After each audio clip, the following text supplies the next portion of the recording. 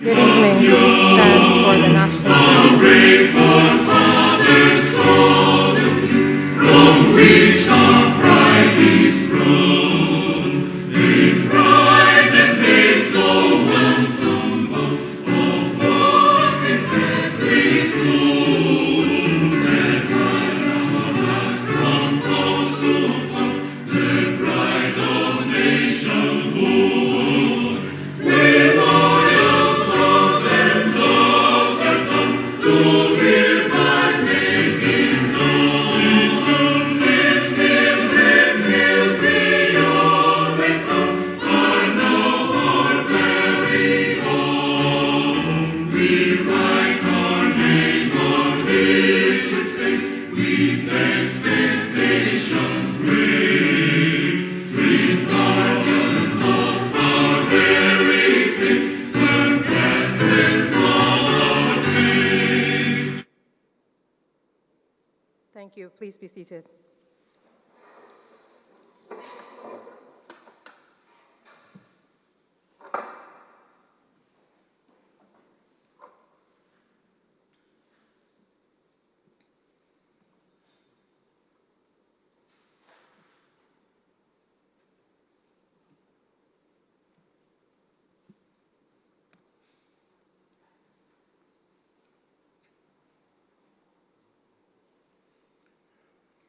Good evening, ladies and gentlemen, those of you here present with us at the St. George Secondary School and those joining us online.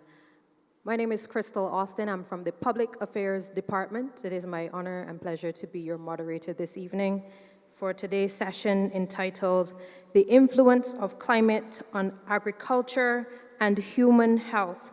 We have a very well-experienced panel here for you to discuss, to interrogate this very important topic, even as we remain mindful of the fact that we are still very much within the hurricane season of 2023. Allow me to introduce to you our panelists, but before I do that, I just want to ask those of you who are here in the room, please put your mobiles on silent if you have not already done so. We also ask that you reserve your questions until the end of the panel discussion. We begin with the introductions, starting with my immediate right, my colleague to my immediate right, Mr. Brian Murray. Mr. Murray is the Deputy Director of the Barbados Meteorological Services, which he joined in 1998. He started out as a meteorological assistant, and over the years his job has included observing, recording, and disseminating reports of routine weather conditions on an hourly basis and assisting senior personnel in the collection of synoptic and upper air data for forecasting purposes. In addition to this, his experience, including his skills in electronic servicing and repairs, have become a very valuable asset at the Barbados Meteorological Services. He holds a bachelor's degree in meteorology and electronics, and he is here to lend his very deep and concise expertise as Deputy Director of our Met Services on this very important panel discussion. Please put your hands together for Mr. Murray.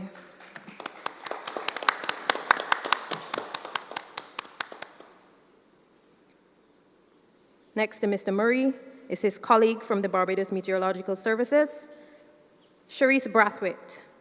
Ms. Brathwaite is a meteorologist by profession, has been since February 2021. She developed an interest in meteorology during the historic 2005 Atlantic hurricane season, subsequently graduated from the University of the West Indies with her bachelor's. She is currently a member of the Climate Committee which is responsible for climate services at the Barbados Meteorological Services and the publication of the Barbados Climate Outlook newsletter, Beacon. She's also the focal point with the World Meteorology, say that 5 times fast, Organization for Climate Services at the Barbados Meteorological Services, and is currently working on extreme heat and its repercussions on the public. Put your hands together for Ms. Brathwaite. I'm sure her research on the heat is saturated with data right now. Next up, we have Dr. Kenneth Connell.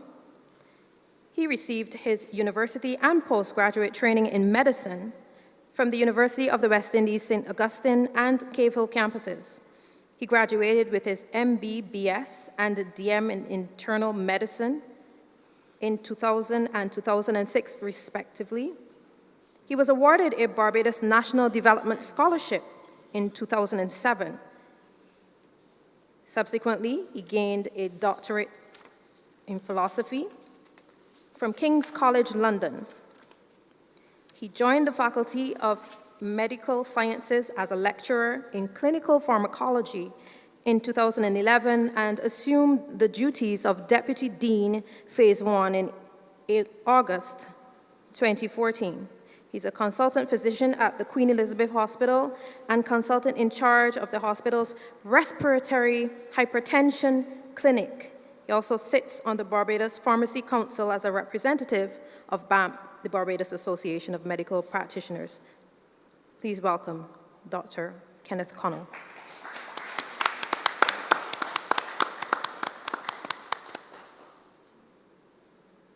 And last but not least, we have Mr. James Paul, who is no stranger to us all, fierce defender of the agricultural sector. And the Barbados Agricultural Society, as you know, is a conglomerate of a number of cooperatives, which include agencies that represent the farmers in the area of pig farming, vegetables and fruit, poultry, and so on. He is, as I said, a very well-recognized face within the sphere of agriculture, speaking pointedly on a regular basis on matters affecting the sector, and we do look forward, Mr. Paul, to your contribution today on this very important panel discussion topic. Put your hands together and welcome Mr. Paul.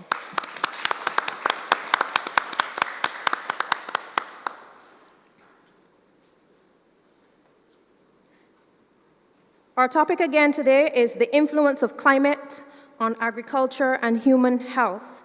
We want to encourage all of you to be as participative as you can. These sessions have been created essentially to ensure that we create that two-way communication between the public and the Barbados Meteorological Services. This session is also facilitated by the Department of Emergency Management, and we also recognize the presence of the representatives of the district emergency organizations. All of these partners and players come together to ensure that you are able to contribute to the thought process that we undergo to strengthen our hurricane preparedness efforts each year. And certainly, this year is no exception. We will begin with our colleagues at the Barbados Meteorological Services. Mr. Murray, let's start with you. We always like to begin these sessions by breaking down some of the lingo that is used within the weather field or the meteorology business. Some of these words sometimes we take for granted that we hear them so often, but we may not necessarily be able to distinguish between them. For example, weather versus climate.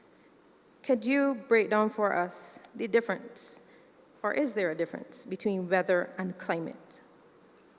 First of all, I want to say a blessed good afternoon to you, Crystal, and to the panel to my right, to the live audience, and to those online. So yes, there is a difference between weather and climate, and there are times when we do tend to get them mixed up. So weather is basically the state of the atmosphere as it is right now, whether it is within the hour or within 6 hours or within 12 hours. That is the state of the sky.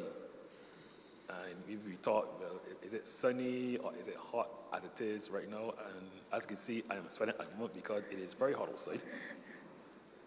Climate now is weather, the average weather on a more longer period, and that is usually 30 years.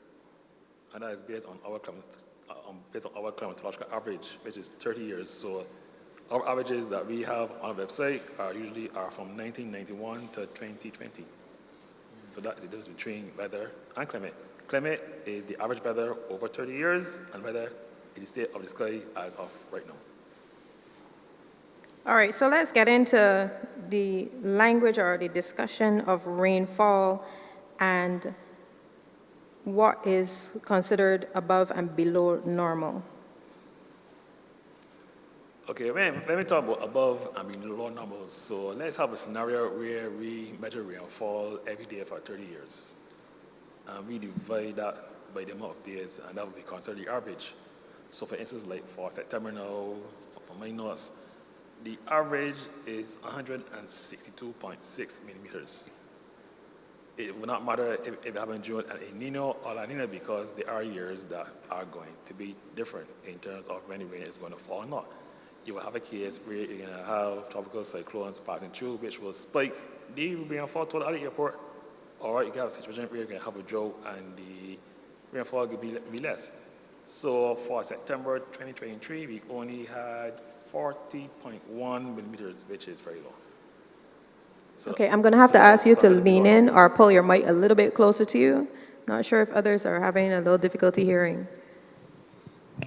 You were speaking about September. 40.1 millimeters for September, it is considered to be below normal by far.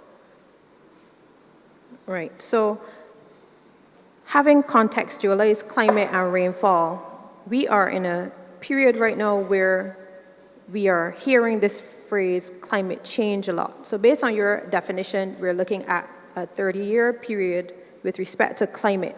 And the argument, therefore, by the persons who would want to educate us about climate change is that this current period that we're in compared to, say, 30 years before is experiencing a significant transformation, yes? What I can say is that it will probably take a few more years now before we can determine that it is climate change, because you have to understand that there are cycles. You have to remember that we have the El Nino and La Nina phenomena, which they tend to flip every 3 to 4 years. So we can have a situation where we're going to have lots of rainfall in 1 year because of La Nina, and then on the other hand, then we have an El Nino. This year we have an El Nino, which means that... What is El Nino?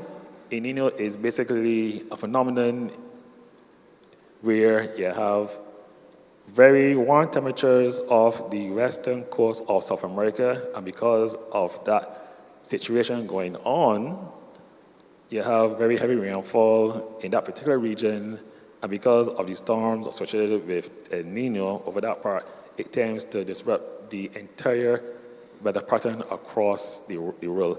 And what happens here is that we do tend to get less rainfall across the Eastern Caribbean, especially during the dry season and the wet season also. But as I said before, it all depends on the other the dynamics that are going on in the Atlantic and elsewhere in the world. Okay, so you mentioned just now that we are, therefore, as a result of El Nino, experiencing less rainfall, correct? Well, in the case of what happened last month, people may say there is El Nino, but what you have to understand is that we had a situation last month where we had 2 tropical cyclones in the Atlantic to our north. Usually, we would get tropical waves coming across from the west coast of Africa, and that would bring the much needed rain and showers. But due to the fact that we have tropical cyclones Lee and Margot to our north, we were denied of those rain showers even the feeder bands from those systems did not even reach Barbados, so we were left high and dry, and that has been the case. And in addition, those systems move very, very slow, and because they were to our north, we had very heated conditions almost for the entire month. Sorry, we had very Heated conditions. heated conditions indeed, and we still are experiencing that heat to the extent perhaps that we may be facing more drought-like conditions during this time.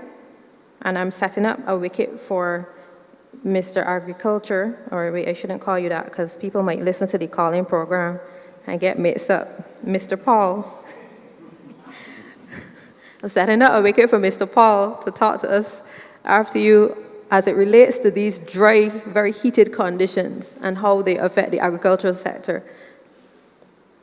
So, Mr. Murray, okay, I'll hand over to you, Mr. Paul, and bring you into the discussion as it relates to this issue of climate and agriculture. Good evening to everyone. Thank you very much, Crystal. And members of the head table, thank you.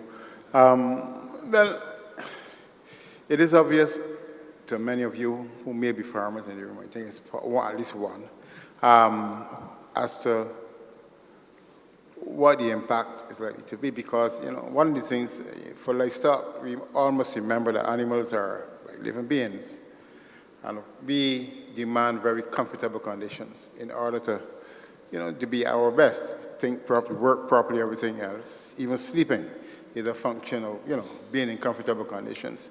And of course, the same thing applies to animals. Like we don't understand sometimes that you might have situations where when you make animals uncomfortable, they don't perform well, they don't grow as well, they're irritable, they don't eat as much. All of these things, and of course, sometimes the best example I could think of is a poultry pen, where you have a situation, if you have, say, 100 birds in a pen in a small area, imagine that if you had this room filled with people. At first, if you have 1, 2, it's not too bad, 3, 4, 5, that's too bad. Then you start to have 100, it starts getting comfortable without a fan, the same way that they feel. And then we expect still the animals to perform in conditions like that. So, of course, climate is very important, and your immediate climate, your surroundings. But one of the things that in Barbados that we don't discuss a lot is the whole question of microclimates. You'll be surprised that you will have conversations with people, with farmers, and they will tell you that if you go to, say, St. Andrew or St. Joseph, that it is a relatively dissimilar climate to what you experience in St. Michael, and then, of course, that impacts on the type of crops or the type of agriculture that you have in those particular areas. So the thing is that we cannot operate under any illusion, yes, that climate is extremely important, microclimate is extremely important in terms of agriculture and the type of crops that you can grow in any particular area, and that of course cannot be underestimated. In discussion of climate, I noticed that sometimes we as a country subscribe to what do you call the goal, the UN Sustainable Development Goals, SDGs, and somehow we don't seem to have any discussion on them, and the extent to which we as a country are actually trying to fulfill those goals, and the extent to which that because we are not actually fulfilling those goals is actually having an impact, especially on agriculture. For instance, one of the things that you might not be aware is that there are some crops, like last month, especially when it started to get hot, farmers actually lost crops as a result of it. They just couldn't do any better. So, but it also has to do with the extent to which we are actually working on the SDGs as a country, and whether or not we are actually fulfilling those. But I don't want to go too much on that because I don't have other speakers. But certainly, I would like to think that we should be addressing that as a topic, and the extent to which our fulfillment of those goals actually is impacting on our on climate and by extension our agriculture, because we are talking about sustainable development goals. How do we produce future climates that do not compromise the ability of human beings to survive and to make a living? And that includes, of course, agriculture, being able to have agriculture. So I don't know if that answers the question, but that's just my opening. Thank you.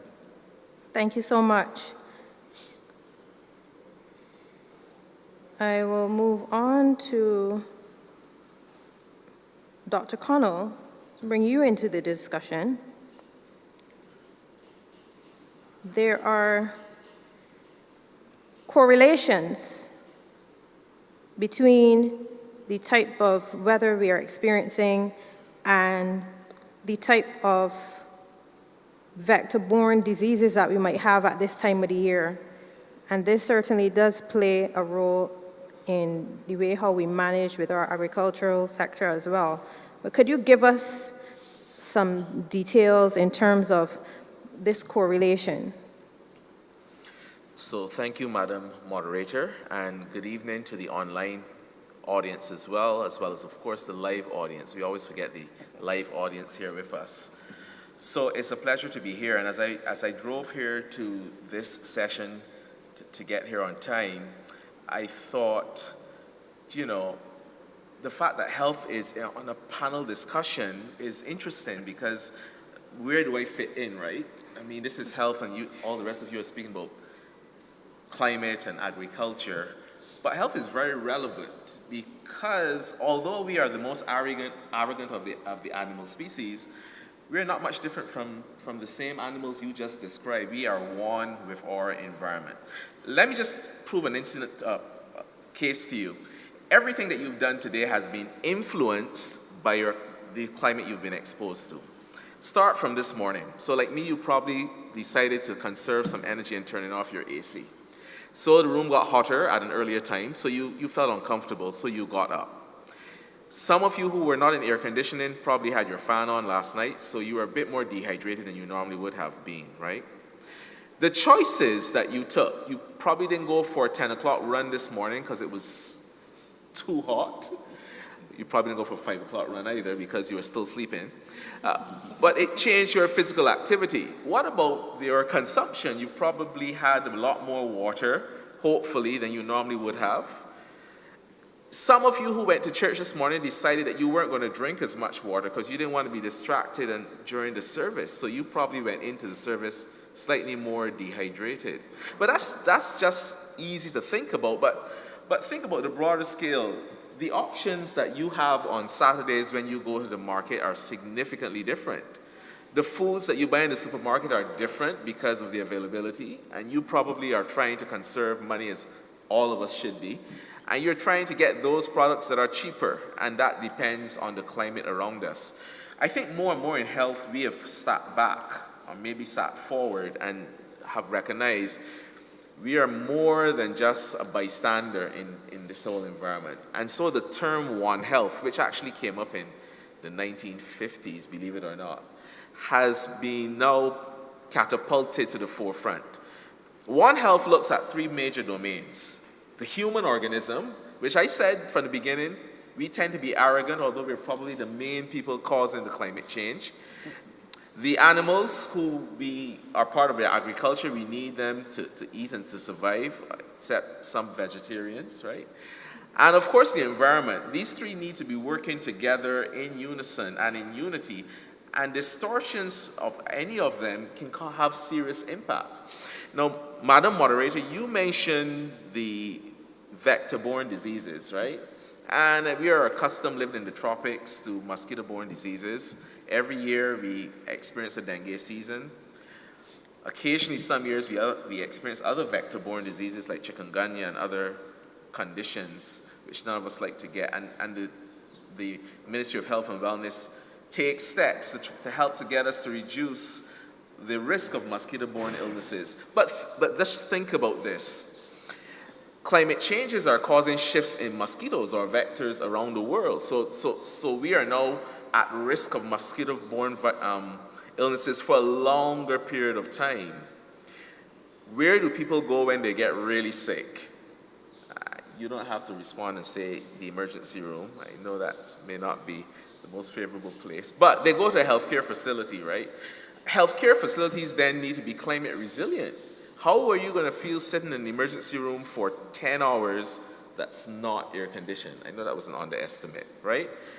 Or what about machines that are used to treat patients that are climate sensitive? Blood pressure devices in my own clinic, for instance, BAM did an outdoor drive. We wanted to check blood pressure and blood sugar, and the machine stopped working because we're outdoors. So we don't really think about the impact climate has on health, or sometimes we just think on things like mosquito-borne diseases. But I am going to close by making the argument, everything we do from this morning and moving forward is all governed by climate that we are exposed to. So we really are not only what we eat, but where we live. Have you seen any trends in terms of shifts in human health with respect to the heat? And what have been some of the major challenges that persons have been presenting with? Right. Well, that's an easy question, because one easy response is vector-borne diseases are more prevalent, right? Such as mosquito-borne diseases like dengue. The NCDs are also not immune to this, although I wish they were. They are affected by it. So high blood pressure and diabetes are also affected because, like many people out there, you think, well, how is that really going to affect me if it's hotter outside, right? It does. It changes your physiology. It changes the way certain systems in your body works. It changes the impact, the medications that we prescribe. They're not meant to be prescribed when you're outside dehydrated in the heat. That's not the assumption made. And so changes have to be made to the treatment. If you want to be really extreme to say how climate has changed, and this is going to be controversial, our entire way of health and maybe illness, let's think about a pandemic, which we still don't know the origin, but perhaps this pandemic and many other zoonotic conditions where viruses have crossed animal species and have kind of moved over into humans are largely triggered by changes in climate. So these are things that we need to be careful moving forward. So yes, we always think about the infectious diseases because we link them closer to the environment. But patients living with hypertension, diabetes, and cancers, are influenced by extreme conditions as well. How many people in the room knew that air quality is a direct determinant for stroke and heart attack? Because we only think about air quality involving the lungs, and if its side is smoky, then it's only going to put me at risk of an asthma attack. But in New York, we saw as the smoke came across from Canada, the prevalence of strokes went up because air pollution causes vascular responses, and that puts many people at risk of vascular events like heart attacks and strokes. So it's not something that we should ignore. This definitely puts the Barbados Meteorological Services under pressure to make sure that the notices that are issued, the alerts, are not only timely, but certainly accurate. But my understanding is that you've gone a little further than that with the alert system transition that you've recently made. Cherise, can you tell us about that?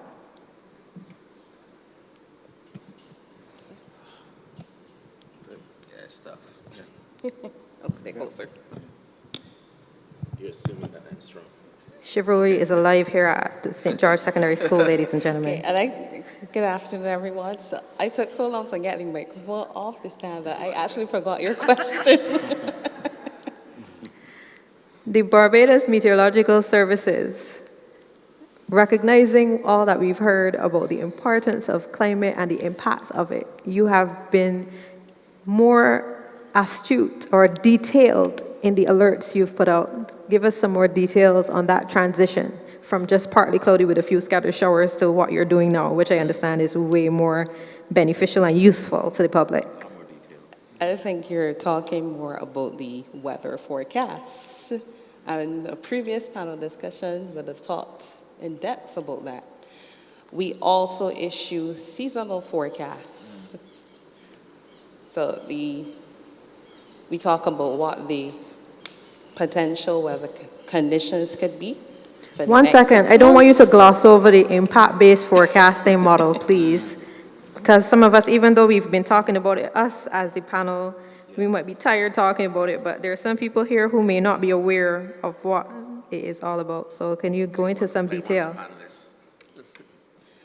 Like it's a color-coded graphic. So green is no action. Yellow is be aware. Orange, which we typically associate with watches or advisories. That is be prepared. And red is take action. That's usually associated with our warnings. So folks, when you see, especially on social media, the Barbados Meteorological Services notices about the weather conditions on a daily basis, there is a color code being utilized. And as you would have heard just now, it goes from green to yellow, orange to red. And there are also additional tips in terms of how you should navigate your day based on the color code, so that it is more than just telling you that there's going to be bad weather, but they explain it so that you're aware whether you're going to be prone to more flooding during that day or higher temperatures and so on. And if you have not begun as yet to follow the Barbados Meteorological Services on social media or the Department of Emergency Management, we want to ask you to take the time out to do that so that you are aware well in advance of the changes in the conditions. You were expounding on a seasonal model that you use as well? Yes, please. We issue seasonal forecasts for rainfall, temperature, and drought. You want to tell us more about those seasonal alerts? Okay, so the seasonal forecasts are usually for a 6-month period. We break the forecast down into monthly sections. We found that has been a little more useful for especially people in the agriculture sector to break down the forecast month by month, and it's usually for the next 6 months. We issue these forecasts once monthly. Actually, the next forecast will come out in the next day or two, and the forecast is published in our Barbados Climate Outlook newsletter. And this newsletter is available where? You can find the newsletter on our website, www.barbadosweather.org. It's in the climate section tab. I just Googled it. So folks, you can go on the BMS website as well to access this forecast newsletter. Can you give us the URL for your website? Your website URL. www.barbadosweather.org. Barbadosweather.org. That's where you can access the Beacon newsletter, Yes, please. Barbados Climate Outlook newsletter. All right. So we've touched so far on a number of very interesting elements of our topic as it relates to the impact of the climate on human health and on the agricultural sector. I want to re-engage Mr. Paul on this matter of produce and scarcity, and how these perhaps higher than normal weather temperatures have been affecting the availability of certain produce on the market in recent times. First of all, let me just say that the commodities are impacted, have always been impacted. I mean, I could think, growing up in Barbados, you know that, for instance, as I think the doctor was saying, weather patterns, it's not strange, and that is it's cyclical. Yeah. Where you find, at one point in time in Barbados, you used to have a lot of tomatoes, if you all can remember. And then as the rainy season kicked in, just things went south. But it has to do with those cyclical patterns. And for instance, now today, this year has been difficult for some crops, depending on where you are. And again, you know, we talk about the whole question of the I really want to go back to these development goals that we talk about, climate action and synergies, and especially for smaller and developing states, that sometimes we do not appreciate that when we make significant changes in particular locales, it has an impact on your microclimate in that particular area. And that is something we don't seem to appreciate in Barbados. For instance, you take a crop such as sweet potatoes, temperature could have an impact on it. You take even, certain things such as the crops that demand a lot of water. You take a simple crop as lettuce. Climate does have an impact in terms of the temperature. So it has to do with creating an environment in which, whether or not you're producing livestock or animals, that it can have. So for instance, this year, I don't think we were I can remember 3-4 years ago, we did very well when it comes to, say, sweet potatoes. They were coming through your nose and everything else like that, going very well. But this year, we've had some challenges in terms of maintaining consistent production of sweet potatoes. Yams is another one, for instance. But of course, yams is a crop that, you can only grow at a particular time of the year, that you should put in it in now. Hopefully, you get a good crop. But it's a cyclical in many cases, and the thing is really that the weather plays a very important part on your ability to be able to harvest. We talk a lot about our onion crops. What we have seen, for instance, that because of the changes in the climate, it has impacted on the plant varieties or the seed varieties that you're able to use. So you've had to look for other seed varieties that you would not normally have to in order to make sure that you can get a better performance from them. Curiosity, we like to talk, or we have this level of fear of, what you call these greenhouses in Barbados and stuff like that. But even those greenhouses, by the way, climate can impact.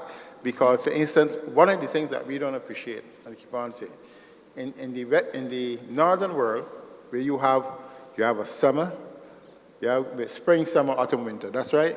So you have a period of extreme cold in those northern climates, and you have a period of extreme heat.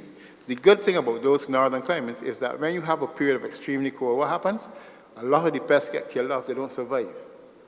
So you have, in other words, your pest load is extremely low. When you come out of winter, you know your pest load low because in fact a lot of the pests would have gotten killed and everything else like that. So in that area is a reduced amount. It is nothing like that in these places. We have the perfect place in the tropics to make everybody do well, including the pests, okay? So they're around for the whole year. They ain't going nowhere, right? And the thing is that we don't seem to recognize when it comes to greenhouses, once those pests get inside those greenhouses, you cannot get them out. You could do everything possible. Whatever it is, you don't seem to be able to get them out. There was one chap, I think he was doing extremely well for a few years. And then, I don't want to mention his name, but he made a mistake he had stopped growing, and he was producing his own planting material. What did he do? He stopped growing for a little while, and then he said, well, you know what I could do? I need to get back some planting material. So let me get some planting material for somebody else, from somewhere from off of my locality. What did he do? It messed up his greenhouses. And up to now, he has difficulty bringing that greenhouse now back on stream. So greenhouses are not the panacea that we think it is, especially for the tropics. It may help in certain areas, but certainly it does not help in all areas. And the essential thing that we need to recognize is that, yes, it would affect your ability to produce certain crops. So when you see that sweet potatoes are not coming on as well as they should, because just simple as that, they're just not doing well under certain conditions. You take, for instance, also to a simpler crop as cucumbers. We forget that everything has to blossom. It comes from a flower, okay? And if the conditions, for instance, extremely dry conditions, imposes a lot of stress on the plants. We don't see it. It's like a living human being. You can imagine if it started to go up, drink more water, it started to get hot. That's how the plant is. So it needs that type of conditions in order to survive. And it is a natural process. Sometimes there's not much you can do about it, but you have to respect the fact that, yes, as a result of that, there will be challenges given to farmers in some localities that, look, some things will not be able to grow as well as if it was in other localities. And in fact, there are some places, we are trying to grow broccoli here in Barbados. I don't know if you all see it. There's a lady I know in St. George. She grows broccoli at a particular time of the year, and she does a pretty good job. But in that particular area, it is unique in terms of the climate that she's experiencing, right? It's like a valley, it is cool, everything is just right. But I don't know how she's doing well with these high temperatures, because that in itself might be a challenge. But the point I'm making is that we can expect that there will be challenges when it comes to certain products. So there will be, you find, for instance, you take the sweet potato prices having kind of high this year. But that's part of it. You just have to pay a little more. I'm glad you touched on that, because I paid $8.89 for 2 half-dead looking sweet potatoes yesterday. I was so traumatized. I asked the lady to weigh them again. I could not believe it. But certainly, I mean, I'm glad you raised the topic of the lady in the valley and growing her own broccoli and so on. Mm-hmm. Many of us here and those who are listening are very keen, especially because of these prices, to be able to grow our own products. You've told us, perhaps more so hypothetically, that there are certain things that you can't grow. But let's say, for example, I had the inkling at the end of this month when I got paid to put aside a little money to start a little kitchen garden. What would be ideal to grow at this time in these temperatures for somebody who's looking to ease the squeeze? I can't tell you that. I need to go where you are. No, seriously though, because sometimes... I am in a normal suburban area. What's a normal suburban? You'll be amazed that in Barbados, microsystems... Okay, so let's use, for example, across the road from here, Constant, because we might have 1 or 2 neighbors here. Mm-hmm. If I was living over on the other side of the road from where we are in Constant, and I wanted to start a kitchen garden, what would you recommend that I start to grow? Yeah, like lettuce, Lettuce? I like green vegetables. I mean, that's nice. If you get to grow it, it's good. So green vegetables. It also depends on your soil type, of course. Pardon? Your soil. The soil. And as a matter of fact, that was another issue that was raised recently, because we always seem to think about climate in the upper part, right? But also, what scientists are also discovering is that soil temperatures on a whole are actually increasing. Right? So that, for instance, what you will find is that sometimes soil temperatures have to be at a certain level in order for plants to be able to grow properly and even to retain moisture. And sometimes, because of this extreme heat, you're losing moisture even more rapidly than you're accustomed to losing them at the same time. So even a crop that you might say, think I could comfortably grow in that particular area, it will be challenged. So what about technology and the ways within which we can use... Well, there's also the thing about cost. This is the thing. Everything is like a chain effect. So you might say, okay, let's use technology, and for instance, all it will do is that when it recognizes these tensiometers that they have in the soil, when they recognize that the soil moisture starts to drop below a certain level, it applies more water. But of course, your bill goes up. So you're going to have to pay $8 a pound for the tomatoes, for the sweet potatoes. There are consequences. If you are, and the yields might actually be lower. You take, for instance, the issue of milk recently, where we talked about the fact that, it can impact on your milk production, because if you have these high temperatures, the ability then to breed the heifers or the cows, as the case may be, is compromised, because, animals only want to breed under certain conditions, if you get where I'm coming from. So the thing is really that it is more difficult for animals to come back into heat. All of those things, and sometimes when it does come back into heat, sometimes it doesn't work. All of these things, the whole physiology of the animal is actually impacted as a result of these conditions. So that is why climate is extremely important. So I think you're going to pay a little bit, pay the $8. I paid the $8 grudgingly, but I paid it. Okay. Mr. Murray, there are different kinds of drought, I am made to understand. There's agricultural drought, there's hydrological drought. Can you educate us on these differences? Okay, so as you have mentioned before, drought comes in many forms and sizes. So to the layman, a drought is basically a prolonged period of abnormally low rainfall, which got stretched for like over 3 or 4 months. So in other words, like, say like during dry season, if you're accustomed getting 40 millimeters in February, 50 in March, and 60 in April, and only get 40 millimeters for those 3 periods, then that would be considered a drought in a sense, right? And then you branch off into the agricultural drought, which basically occurs many days if sufficient water for certain crops and livestock. Because, you know, if you got cows, you know, and you got sheep, you know, they need a certain amount of water, you know, to be alive and all that. Crops like lettuce, you know, you need to give them a lot of water in order to keep them growing. If they don't get enough water, then they will obviously wither and they will die. But the most serious one is the hydrological drought, which is basically a drought where there's insufficient water in the agricultural section now and also in the aquifers, and that is the most serious one that needs consideration. And that results in water rationing, which we do not like. Basically, you know, the water will be forced to turn off the water during the day or during nighttime so as to give time for the aquifers to replenish. Because you must appreciate is that if you get rainfall, it doesn't immediately go down to the aquifers. Immediately, it has to go through the limestone and the clay soil and all that. It seeps through very slowly before it reaches the aquifers. And this is why we would have recently had a prohibition issued by the Barbados Water Authority. Yes.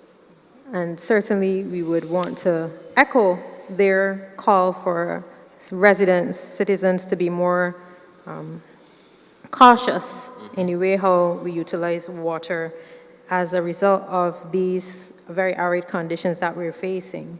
And that was due to the fact that we had a very dry period last year, so obviously the aquifers were a bit on the low side, and that was what caused the rationing to be enforced. Indeed. Looking at the trends in recent times, what would you say are some of the major observations that the Barbados Meteorological Services have made with respect to these changes in our climate? Well, I will focus on the temperatures because rainfall, you know, you will have the variation due to the El Nino and La Nina effect, right? But for the temperatures, what we've noticed is that there has been a very slight increase in the maximum temperatures and the minimum temperatures. So what I'm seeing is that, say, like, if you're accustomed hearing 24.5 degrees during night in May, it probably has now gone up to 25.0 or 25.2. So there's a very slight, steady increase in the minimum temperatures during night and also the maximum temperatures during the day. So are you saying the nights are getting colder and the days are getting hotter? Now, what I'm saying is that the nights are getting hotter very, very slowly. The over nights are years. getting hotter gradually. Over years. So we are not necessarily experiencing much deviation in terms of the highs and the lows, but what the lows are in and of themselves, where they start, they're moving up and becoming higher. I think it is more pronounced with the minimum temperatures because, you know, we are accustomed to the hot temperatures during the day, but in terms of the minimum temperature during night, it is becoming a little more pronounced as the years go on. And that's based on my research that I've done. And this is because I didn't buy an electric car. The funny thing is, if you buy an electric car, you know, obviously you have to get energy from somewhere. The energy still has to come from a diesel-powered electric plant or from millions and millions of windmills that are across the country or solar panels.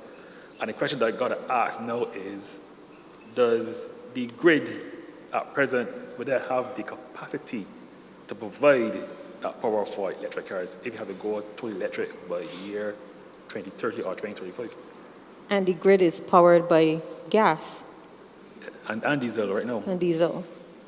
And part of it will also be powered by the solar panels, but the question you got to ask is it enough? It will not be enough. You're going to have the whole entire island flooded with solar panels or have islands offshore dedicated for solar panels and wind farms in order to provide the energy that we need. If we have to make that change over from diesel and natural gas to purely electric. Very, very interesting observation. So it's almost as though we're shifting the pressure from one hand to the next, based on what you're saying. There's no problem with that. Unless we can, as you said, flood the island with solar panels, and if the grid can handle it, basically. You really want to do that? I know you guys are burning with questions, but we ask you to please hold them until we get to the end.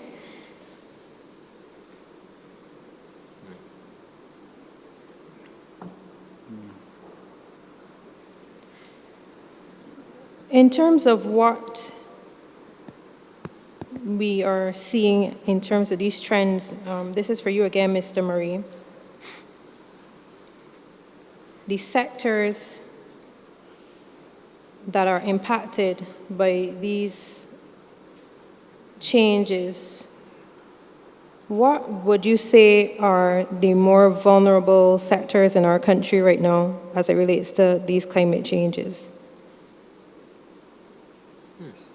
At the present moment, in terms of agriculture, they are vulnerable because obviously if we are experiencing climate change and the temperatures are too high for certain crops, obviously it is going to have a ripple effect in terms of the availability of certain crops and prices, because the consumer does not like high prices and they be forced to look elsewhere for cheaper alternatives, which may not be adequate. In other words, in other words, it comes to a point where we are forced to bring in imported stuff which may not be of a suitable quality for the average consumer.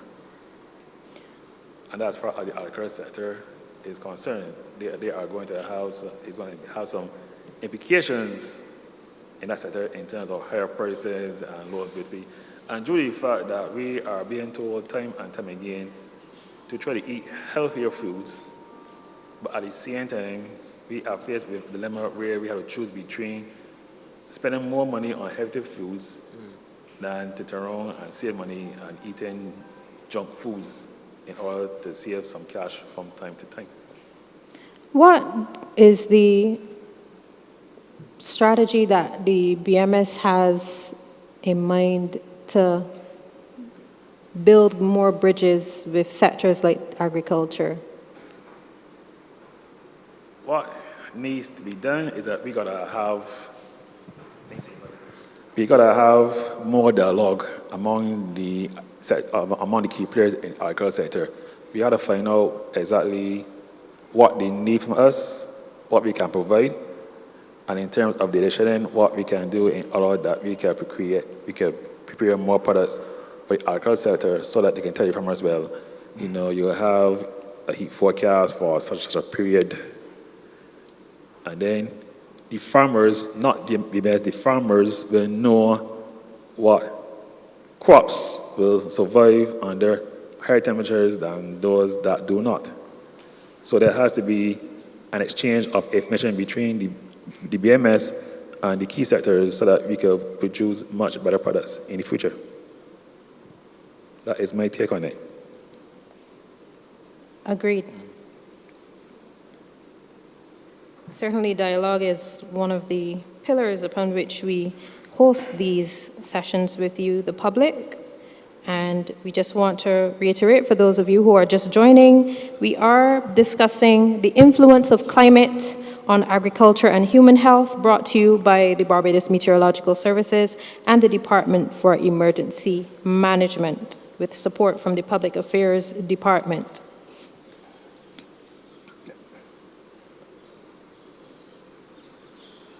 Dr. Connell, we want to bring you back into the discussion once more to talk about the haze. I believe that there's been more of it in recent times, and certainly we have been advising the public how to navigate haze when it does spike in our atmosphere. What are the main symptoms that persons normally experience when we have these higher levels of haze, and what are some of the recommendations for them to be able to manage their health condition? Okay, so I'm always very interested when I hear a response from the Barbados Meteorological Service, because I listened carefully to your question. You asked what are the sectors that are going to be affected by all this climate change? And immediately you think of agriculture. But one major sector that's going to be affected by climate change is health. Of course. And agriculture can't really progress without the human organism to drive it. So think about being, this is just to use an example, in a hospital ward that is not air conditioned, with higher temperatures. Is that even feasible? What about medication that's stored on the shelf that is not usually refrigerated? Will that be feasible moving forward? Some of the equipment in hospitals, will they work at these higher temperatures? So it has significant risk on us. And this is not even putting into perspective the fact that heat-related illnesses will present more and will be more severe coming into the health space, as well as respiratory illnesses. So whenever we think about climate, we always like to think about agriculture, and I'm a food fanatic as well, so I like that. But we need humans to drive agriculture, and we are also very much at risk. Now, in terms of haze, everyone thinks about haze affecting the lungs because it's natural. I mean, you breathe in stuff, your lungs are the first organs exposed to it. And that's not a bad concept. So patients living with respiratory diseases such as COPD and asthma and all these other conditions are prone to attacks because of that.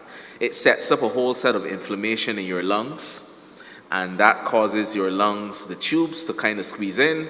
That causes you to wheeze, and you get an asthma attack. Even if you are not an asthmatic, many of us have realized this, that if you have a bad flu or a bad respiratory infection, outside is a bit dusty, you may start to wheeze, and even your doctor may prescribe an inhaler just for that temporary period.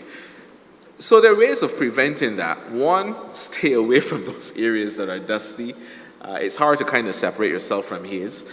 Another thing that we've become accustomed to, which might be around for a lot longer for another reason, are these things called masks, which actually do trap small particles, especially the N95 mask and the KN94 mask. They don't stop all of them from coming through, but certainly they will trap some of the finer particles so they don't get dumped into your lungs.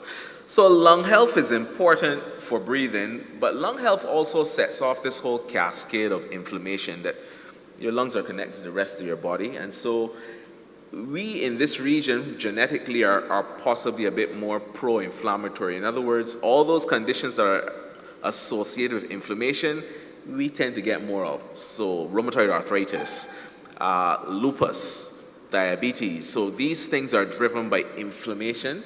And even my own specialty of hypertension is largely driven by inflammation. If you are constantly consuming inflammatory particles, then there's more inflammation, right? So you're actually increasing your risk. Now, think about it. The medical fraternity is telling you eat healthy, exercise more. It's not saying to you, we're not saying to you, make sure your environment is not inflammatory. I mean, what does that mean, right? But so the point I'm making is that we really are where we live. If you live in an environment where you're next to a whole collection of water that mosquitoes are breathing, you're more likely to get mosquito-borne diseases. If you're next to someone that's constantly burning smoke every single day, you're more likely to have a respiratory disease, and you're more likely to have a cardiovascular event as well because the air quality is not there. Some of these small particles are called P25, and I hope the climatologists listening don't correct me. I think they are P25. They're extremely small particles. They get absorbed. They don't only get absorbed into your lungs, they get into your blood, they go to all the other organs. They set this cascade of inflammation, and lo and behold, you have a stroke. Now, if you're outside and the dust warning is high in your area, people don't really relate having a stroke to being in a dusty environment. You relate an asthma attack, but not having a stroke. So think about it. With a high NCD burden in our region, you throw on top of that the fact that climate is changing not in our favor, more inflammation, a health system that is possibly not the most resilient, even at the best of times. This is a whole recipe for, a public health emergency. The advocates associated with the national nutrition policy would perhaps be upset with me if I skated so close to the edge and didn't jump off and talk about the fact that in this heat, persons may very well be quenching their thirst with things that are not necessarily ideal, like these sodas and these sweet Right. drinks and so on. So perhaps you would want to join me in advocating on their behalf with respect to this notion of navigating the heat and health. Yeah, I saw that one coming. So but again, let's be honest. If you're going to the supermarket and you have to pay more for a bottle of water than a sugar-sweetened beverage, then cost comes into it.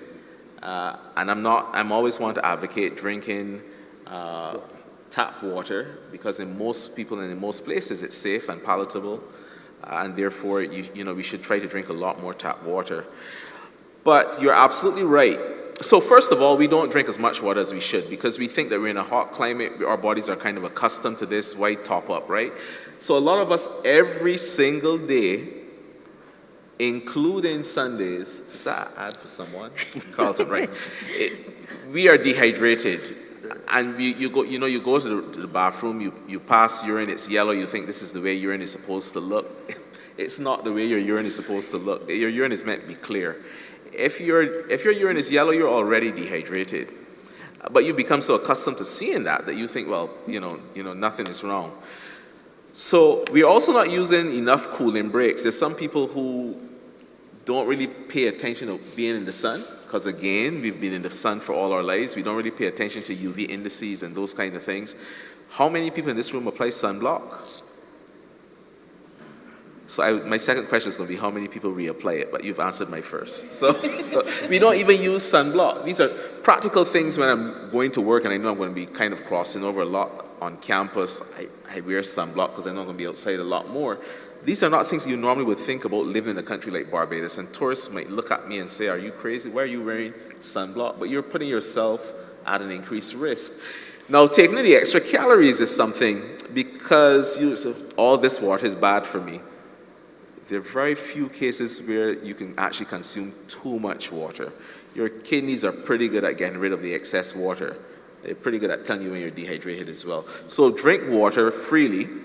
Those people who are at risk of developing problems with consuming too much water, I think people who have things like heart failure and also kidney disease on dialysis, then you need to negotiate the amount of water with your doctor. But even in these groups of people, they require more water in the hotter season because they're losing water in their respiration, in their breathing. They're losing water from sweat. If you have diabetes, then your sweating mechanism is not really what it should be. And at some points today, you're probably sweating more than you should, so you're losing a lot of water and when you don't really need to, and that's at night. So many patients living with uncontrolled diabetes, they sweat a lot at night and lose a lot of water and get up on mornings dehydrated, because how many of us are getting up at night and rehydrating? We don't do that, right? Mm. There you go. Or you're sleeping under a fan, so the fan is actually dehydrating you as well.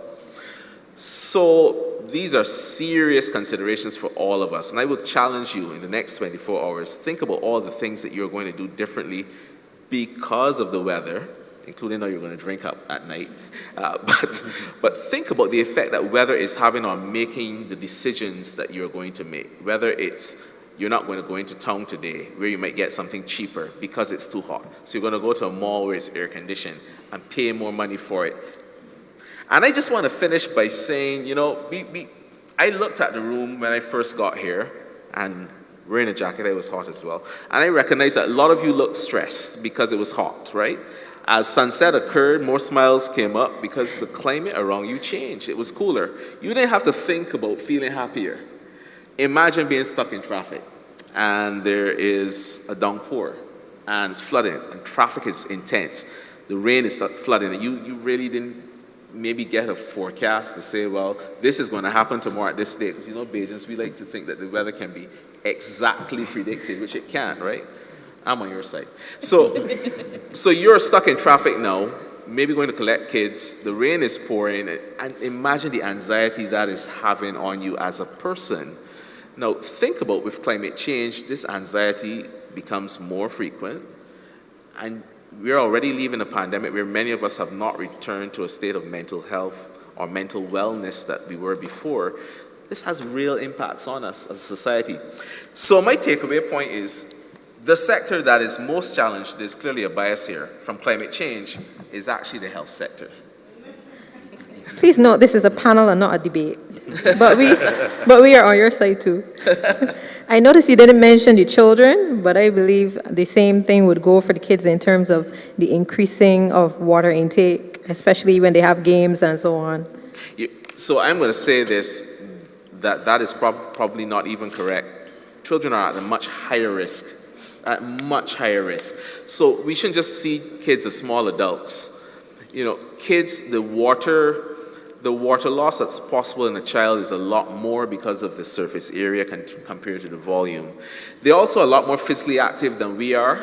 Remember your days at school? You used to run around a lot more. You don't run around at work. So they're prone to dehydration. Now, when you place them in a classroom where teachers are saying to them, you must only drink at water breaks. I mean, what is that? There's no breathing break. You breathe. If I could just interject. Yeah.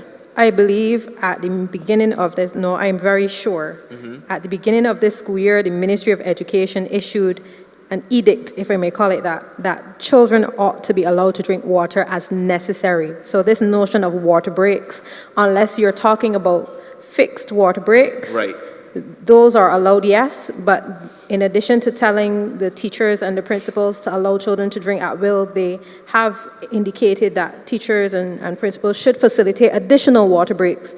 But no child should be told in class tomorrow, after we say it today, even more pointedly than the ministry said it, that they can't drink water. No, we have to wait till break. Because that's a recipe for the child passing out. And forgive me for asking this pedestrian question. You kind of hinted at all of we dehydrated, but what are the signs other than the urine and the color of dehydration? Are headaches one of the signs? So I'm glad you stated that in the classroom, because immediately after the ministry responded saying that, water is freely available, a parent wrote and said, well, I actually had to write a letter to get a pass for my daughter to go to get water from the cafeteria. So teachers need to be clever, and I teach as well, so the teaching design and classroom control is important. However, we have to incorporate water into the usual environment of the classroom. We can't have a water break. It has to be water in the classroom. So your question about changes that occur with dehydration, I think I made a point on some program that the Orkidneys are actually pretty good at letting you know when you're dehydrated. That is true. Your brain also plays a role in that. If you're dehydrated, you feel thirsty. But the thing is, as you get older, you don't feel as thirsty as you should. Your brain also lags, so it tells you you're dehydrated when you're already very dehydrated. By the time my brain is telling me that I'm thirsty, I know I'm already dehydrated. So don't rely on your brain. Also, when you throw on the NCDs, your sensitivity to thirst is also lost. So imagine an old lady at home, sitting in a home, all the windows are closed because she's afraid someone might break in, and it's hot. And she's on medication for hypertension that's causing her to lose a lot of fluid. Her thirst isn't really there, so even with this dehydration, she isn't really drinking anything. Now, think about that. That's an extreme, but that happens every single day. And patients present to the emergency room almost comatose because of that. Alertness is another thing. So, cognitive tasks. The medical students who I teach tell me I get a bit more miserable when I'm dehydrated. I don't agree with them, but think about it. When you're at work, you can focus less if you're dehydrated. And this is where technology comes in. Set alarms that indicate to you at set times, it's time to drink water. Whether you feel thirsty or not, keep drinking. Set reminders if you go to the restroom and you recognize that your urine has changed color, it's time to top up those kind of things. So alertness is a very serious thing. Think about the dehydrated driver driving without AC in a hot car. That's a recipe for an accident. Your mental alertness just is not there. The other organ that plays an important role as a sign or symptom is your cardiovascular system. But by the time your heart and blood vessels are affected, it's possibly too late. You need to be heading then to the emergency room because your blood pressure falls suddenly, and of course you can lose consciousness. Does your skin give you signs as well? Besides sweating, your skin usually tries to, in extreme cases, now if you're very dehydrated, starts to conserve heat. Release heat without sweating. And so you can get your skin may actually get quite hot on the surface. Because we're, again, more accustomed to the ambient temperature, the skin changes for people living in this region are not as for people living in colder climates. You probably realize that as well. But your environment plays an important part on all the physiology I've mentioned. And to use this as an example, think about the last time you boarded an aircraft. The reason you passed a lot more urine is because you're in an air-conditioned cabin. The cabin temperature was also different. You probably consumed a lot more caffeine than you normally would to stay awake for the red-eye flight. So that also causes you to pass a lot more urine and maybe enhance dehydration. So my closing comment is still the same. We really are where we live. Our health is really where we live in the environment around us. At the risk of a march outside afterwards for all the coffee lovers. Now this is a two-part question. Mm-hmm. Should we be how much more should we be drinking? I know when I was growing up, we used to hear 8 glasses of water a day. I don't think I ever get anywhere near that. I'm very guilty of not drinking my water. Yeah. But there are schools of thought that there are certain types of liquids that should not necessarily be counted as the equivalent of a glass of water, like coffee, right, because of the fact that you just mentioned you may end up passing it out more and your body's not absorbing it. Am I using the right medical terminology here? Yeah, no, you are. So that's pretty good, actually. So I was at an event last night, and someone at the table said to me, "Oh, well, they're taking so long to bring the water around. I might as well just top up some champagne just to stay rehydrated." That's not a good idea because alcohol dehydrates you even more. So all this ice cold beer on Kadooment Day to stay hydrated, it's going to cause you to be even more dehydrated. Caffeine does stimulate your body to pass more urine. So although you're technically drinking more liquid, you're also peeing a lot more. So that's not a good thing to rehydrate as well. The best liquid is actually water. Some of the sports drinks are also pretty good. Now you got to kind of manage calories here because some of them have a lot of calories. Please define sports drinks because I don't want people thinking that you're advocating for us to be drinking the wrong thing. Well, I'm not even going to mention any brands. But for instance, some people who are working outside may lose not only water in their sweat, but they lose salt. This is not to say everyone is going to go out there and take some extra salt, especially those of you who have high blood pressure. But you do lose salt or sodium, and as a result, marathon runners, for instance, in extreme heat, they get something known as exercise-induced hyponatremia, which is low sodium. So when they're running marathons, they have to drink water and take salt tablets. Most of us are not running marathons every day.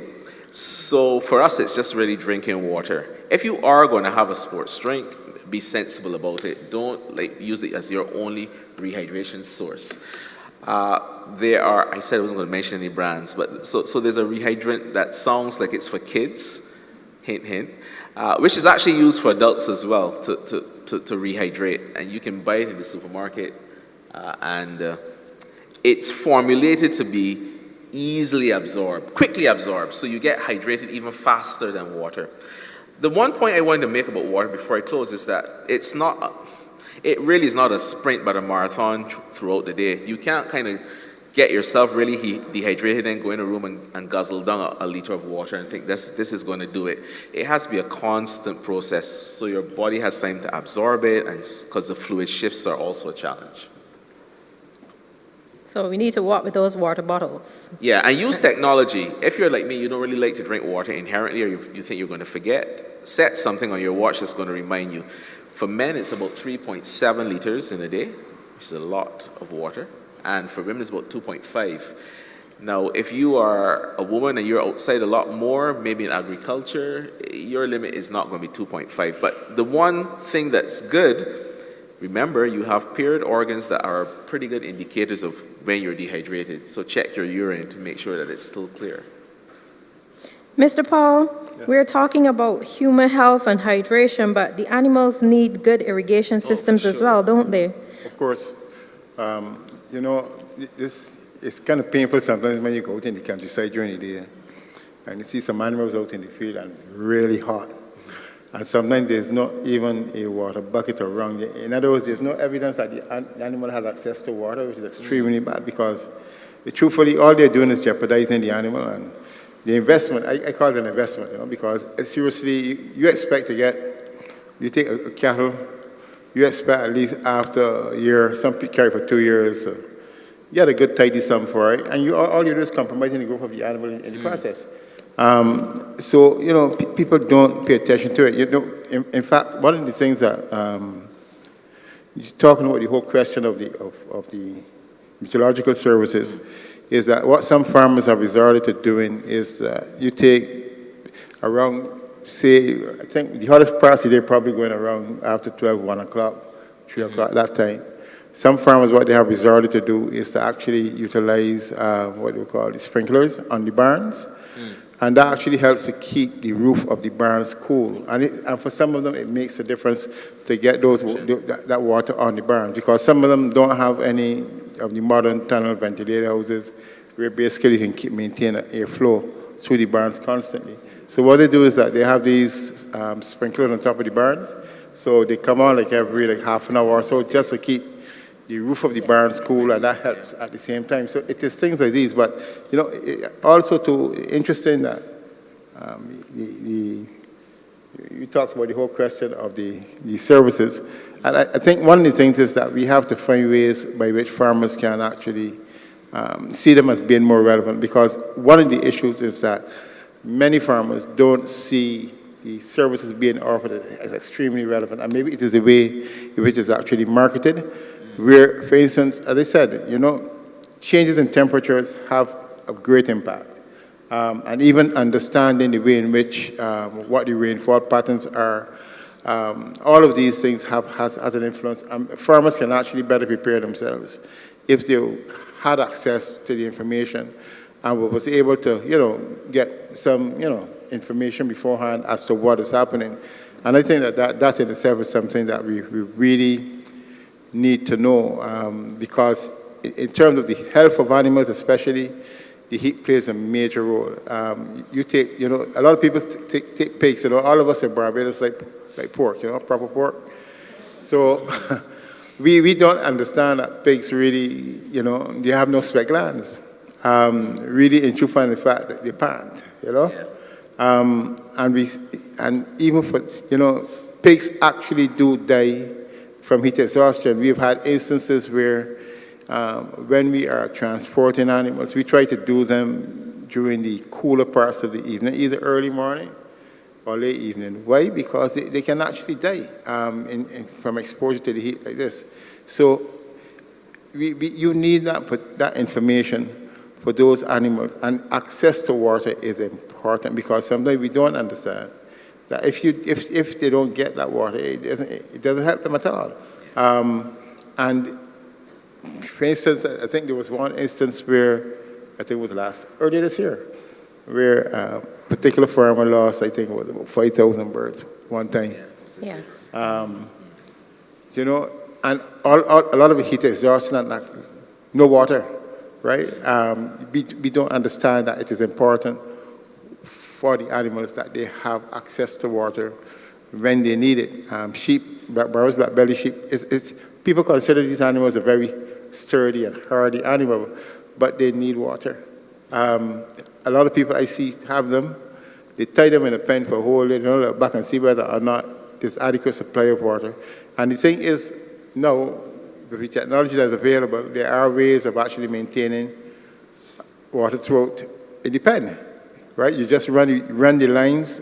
We put in, it's like the same thing that we use to fill up our the toilet bowls. The same principle, but for sheep, still waters run deep, so they don't like water moving. They like nice still water, and and all of these things can be utilized at that point in time, in terms of trying to ensure that animals have access to water. And when it comes to the crops themselves, too, again, it is a particular challenge in Barbados.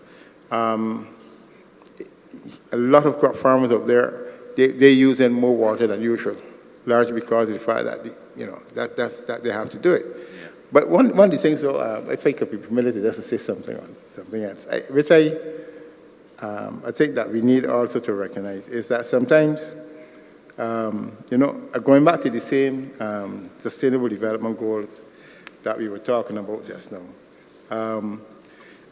one of the things is, I think it was, is goal number 50, talks about maintaining the environment above land.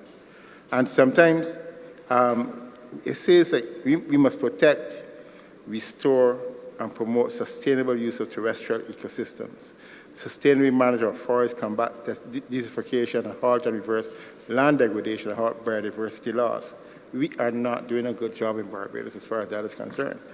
And the issue that I don't think we are understanding is that because we are seeing developments happening in places in Barbados that we are not accustomed to see happening, it is actually affecting the microclimates in the area that are there.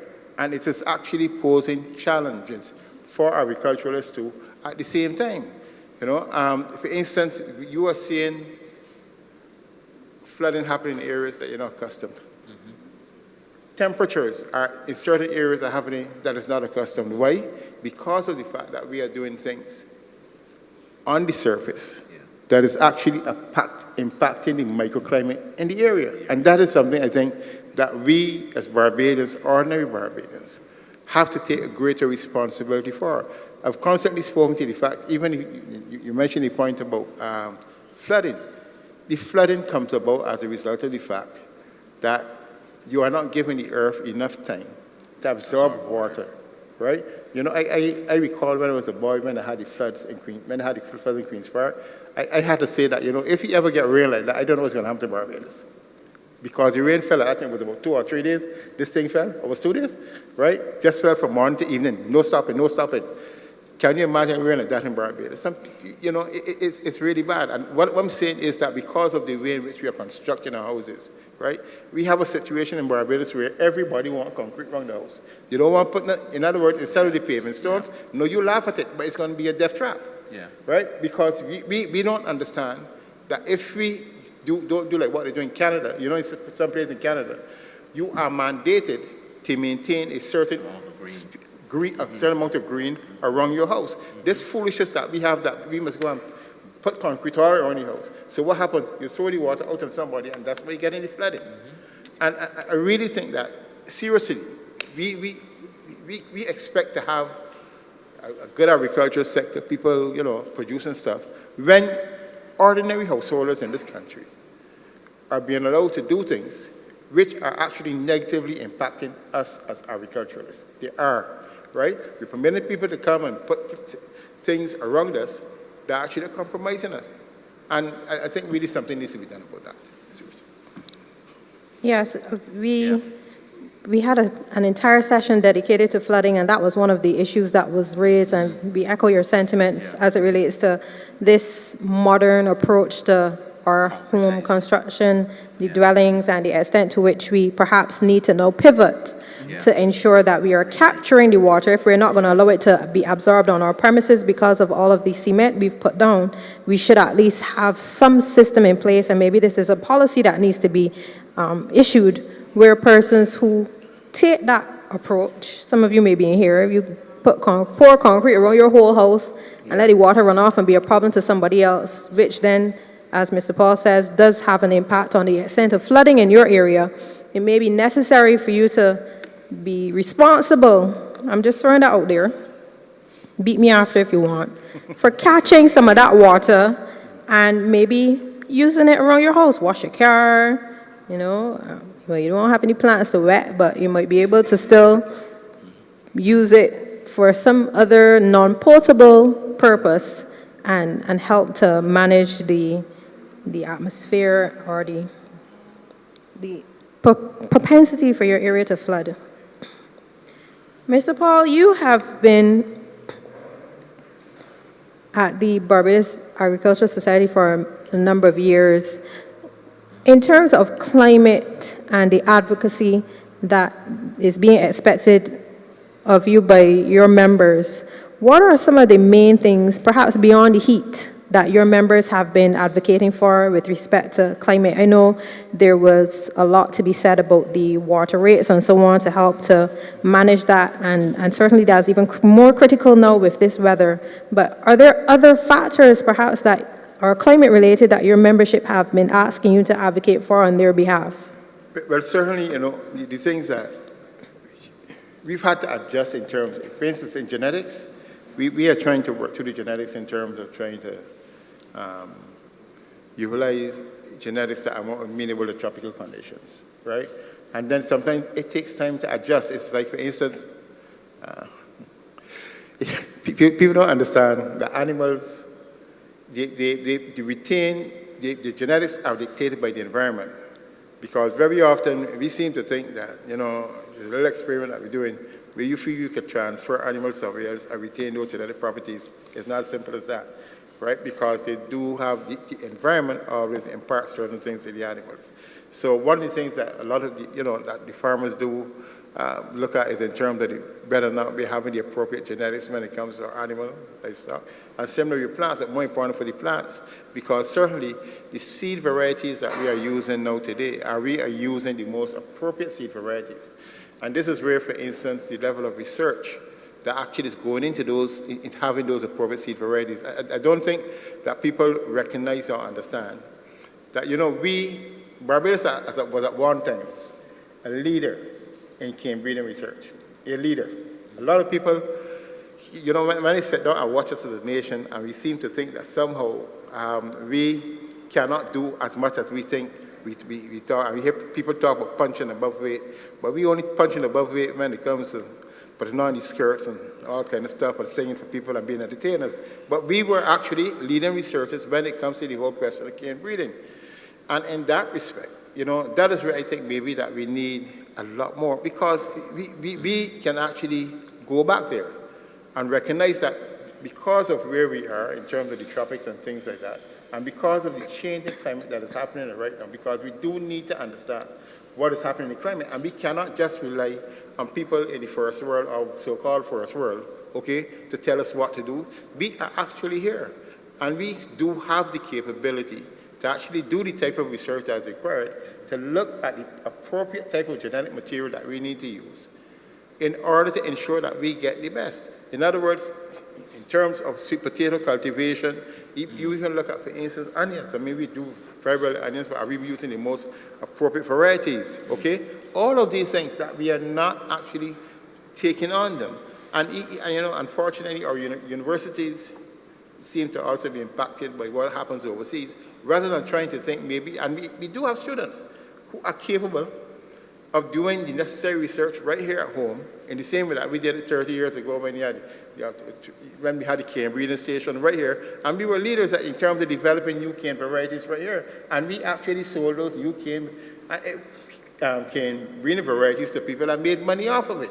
So in the same way that we did that, then it seems to we don't seem to recognize that we don't have to be entertaining everybody all the time. People, all of us can't sing.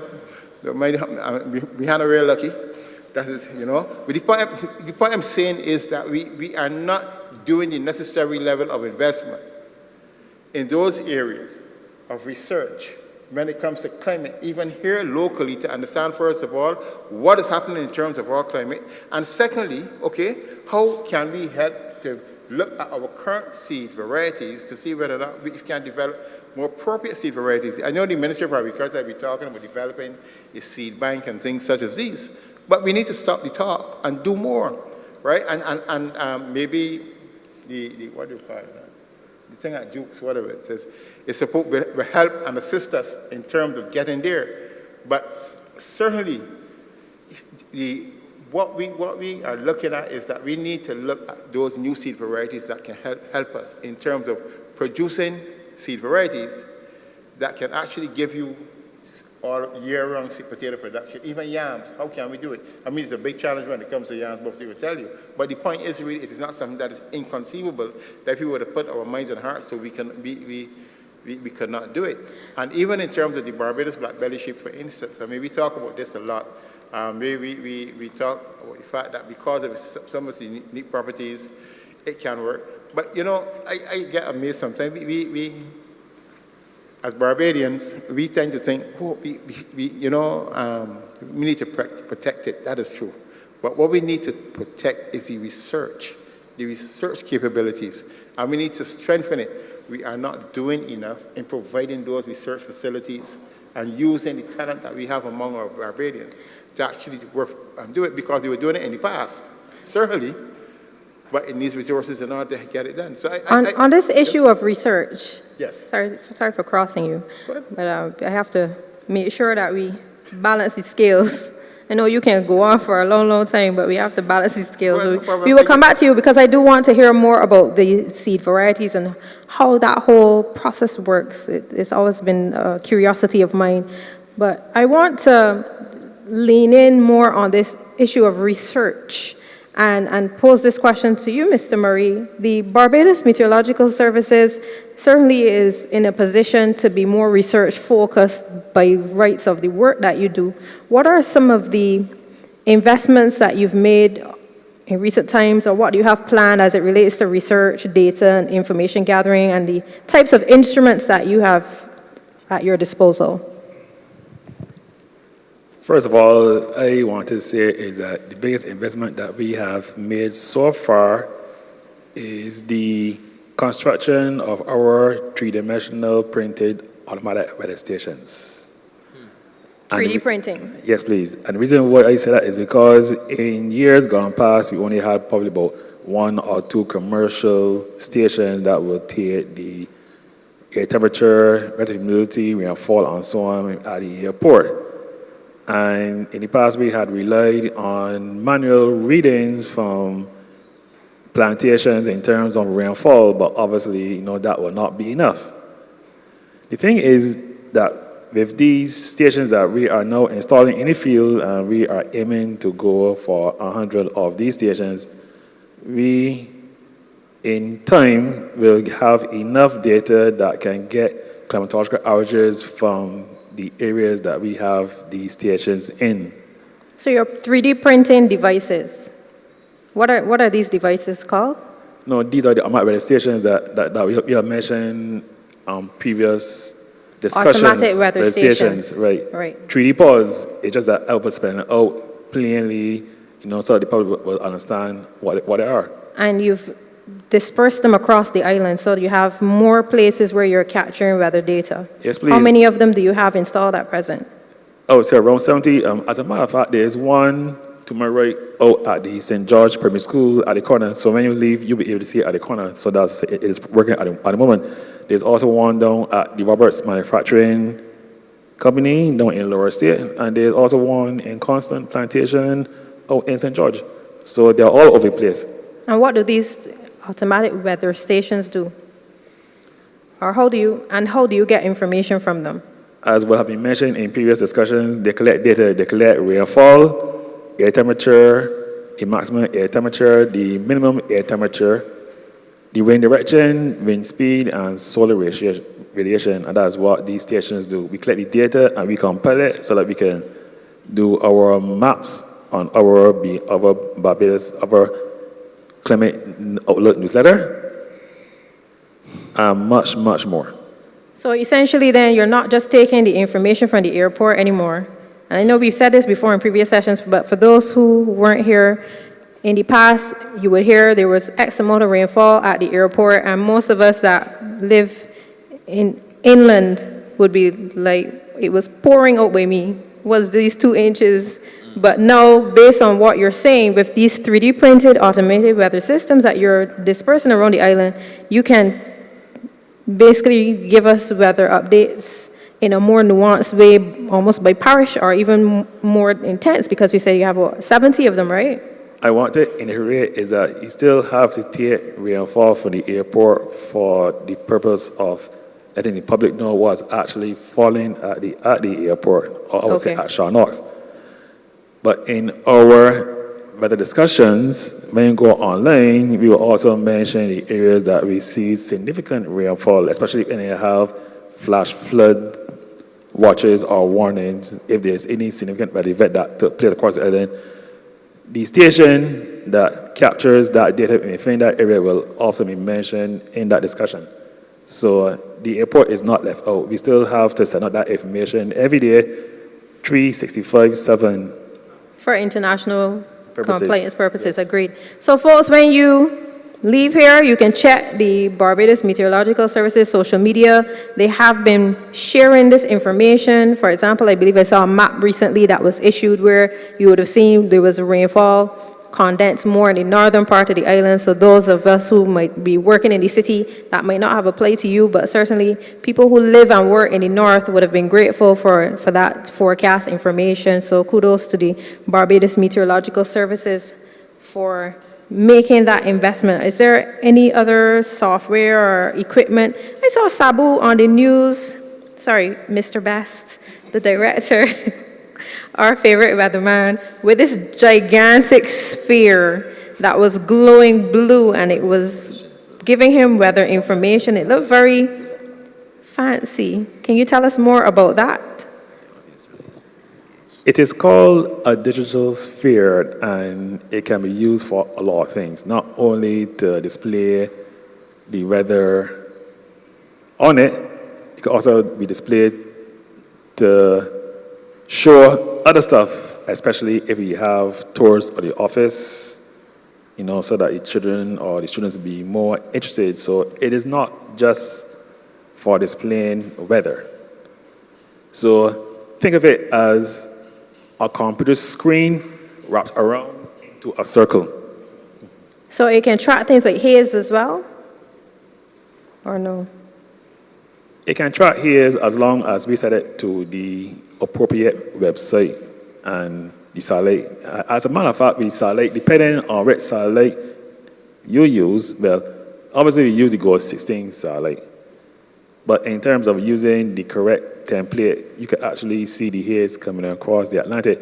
And you also have models that will also show you where the haze is expected to be. Sorry, did you say we're measuring that or we're not measuring that? The BMS doesn't usually measure the haze, and that's usually done by CIMH, and they have a facility up at Rocky Point that usually measures the haze particles, and those particles coming across the Atlantic. But on the satellite, you can actually see the haze coming across when you use the visual satellite, and they have other websites where they have modeling that will show where the haze cloud is expected to be. I guess what I'm asking through the moderator is it possible are these announcements made to the public, more importantly, are they made to the health sector that there's a haze cloud coming within X hours, for instance? But I can say is that on our website now, we do make announcements for sure in the event that we suspect that the haze is going to just visibility to about 15 kilometers or less. We usually send out statements, and the impact-based forecasting does come into play. And it sends to all the media houses, including the Government Information Service. So I think one important action point might be that information needs to go to the health sector because it influences planning. For instance, if haze is coming, all of the public health messages start going out, the emergency rooms start being prepared, all those sorts of things long before asthma attacks occur. So what needs to be done is that you will have to contact us, so they can get your emails, and then whenever there is an event coming, then you'll also be included in the loop in terms of getting information. Yeah, because that's an important missing gap. This is why we have these sessions, folks, so that we can broker relationships and build bridges. Sharice, this next question is for you with respect to the extreme heat. I understand you're doing some research. How is your research on the heat going, by the way? And what are the types of notices? I understand the BMS has used terms lately like dangerous heat. But this is your wheelhouse, so we want to hear from you. The overarching thing from this year has been that the Atlantic has been warmer than usual. So because the Atlantic is warmer than usual, the island is also warmer than usual. That's the first part of it. Second part of it is that with a warmer ocean, the lower part of the atmosphere at least, tends to be warmer. And a warmer atmosphere holds a little bit more water vapor. So it's a little more humid. So you feel hotter. So it's hotter and you're feeling hotter. Additionally, especially in September, With the warmer Atlantic, we had a lot of tropical cyclones in the Atlantic basin that eroded the Atlantic high pressure system that resulted in long periods of very light winds. So it's warmer, it feels warmer, and then the light winds are also not giving much relief. That is essentially what happened over the last few months. The last part of your question. I can't remember either. And It was something, oh, you used the term dangerous heat. Yes, please. In a recent update. And I would like you to contextualize that for our benefit.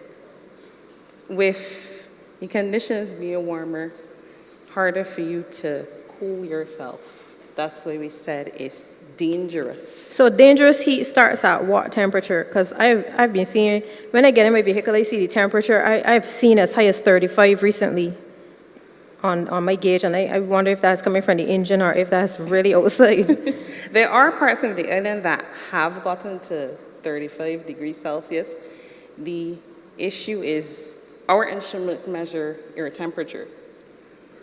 With how it feels outside, the air temperature might be 35 degrees Celsius, but it feels like it's 40 or 50 degrees Celsius.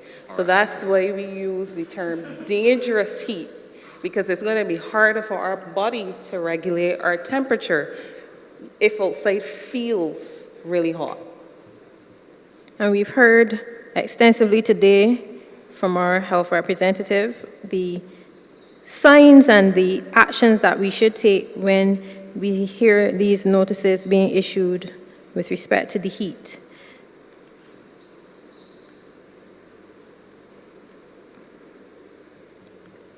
So you've touched already on your seasonal forecasting efforts and your newsletter that is issued monthly.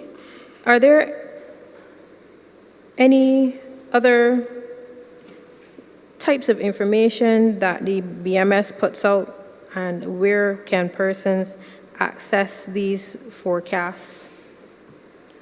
Currently, we only do, like I would have mentioned earlier, rainfall, temperature, drought forecasts. Climate services, we tend to take data as well. So if, like my colleague in the health sector said, well, we're seeing more heat illnesses in the Bridgetown area, we now have data that we could potentially have a small study saying, well, the temperatures in the Bridgetown area are more conducive to more heat illnesses. And that's just temperature. We can also do that with rainfall.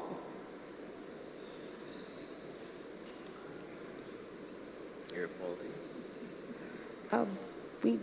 The CIMH also does air quality. BMS at this moment doesn't do air quality. So this next question is for either you or Mr. Murray, Charisse. The sectors that we have represented here, we've heard that there is a desire for greater collaboration with you. Have you begun to discuss this internally, and what are some of the perhaps plans that you have to support these sectors? I know you communicate publicly to the seafarers, the fishermen, and so on within the agricultural sector, but what perhaps might be in the works with respect to having more sector-related updates or communication?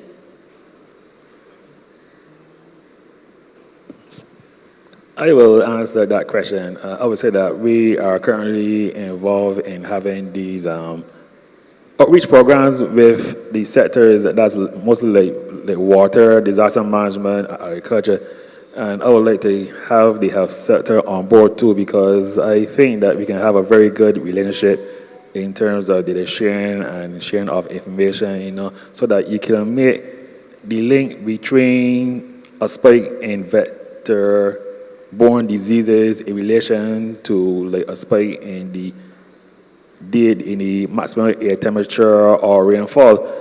Right now, we are already involved in some partnerships, and I would say the Barbados Water Authority is one, and they have been grateful, to have some of our 3D printing weather stations across on some of their locations, because they are also in a position, to monitor the rainfall pattern, and at the same time, they will be in a better position to plan, to rationalize their water if the rainfall levels go down to a very dangerously lower level.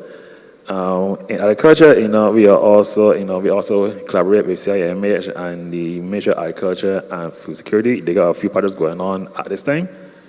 And we also collaborate with DEM, especially with the impact-based forecasting, where, we have a very good relationship, in terms of trying to reduce, disasters, and at the same time, to keep the public informed on what to do and what not to do.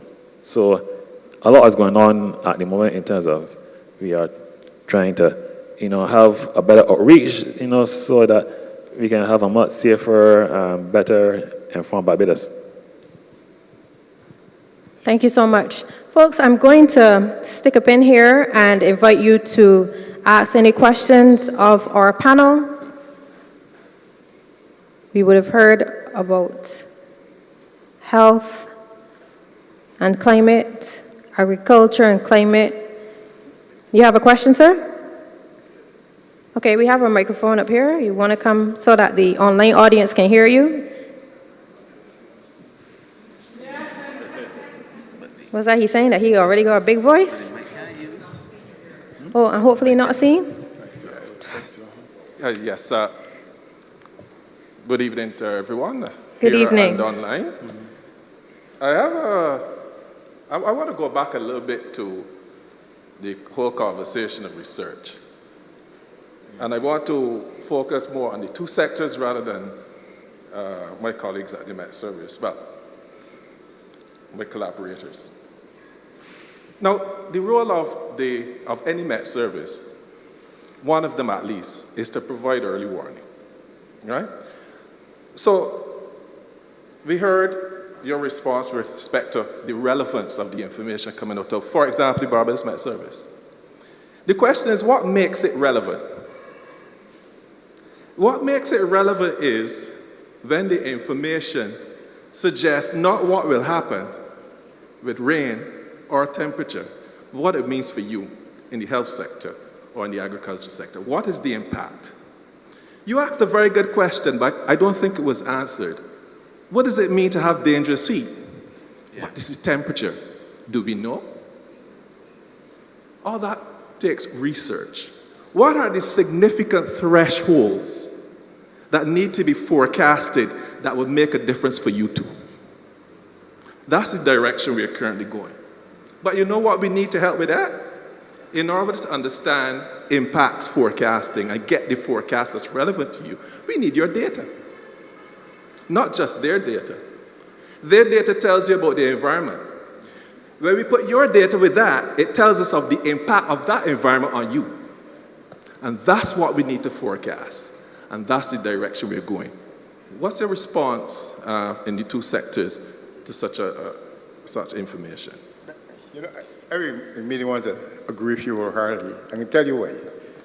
You know, every year, this might give me a little rough here, but my people a little rough. But anyway, I don't mind. You hear, whenever a farmer has an issue, like stock farm especially, it's either the feed, the chicks. There's three things: your feed, your chicks, and the environment. Okay? What's most important? All three are important. In other words, what kind of feed, the genetic quality of what you're dealing with, and your environment. But your environment changes. Weather. How, for instance, sometimes what they do is that in terms of the type of feed that you are mentioning, the amount of water that you drink, do we adjust feed ingredients according to the weather situation, if you get where I'm coming from?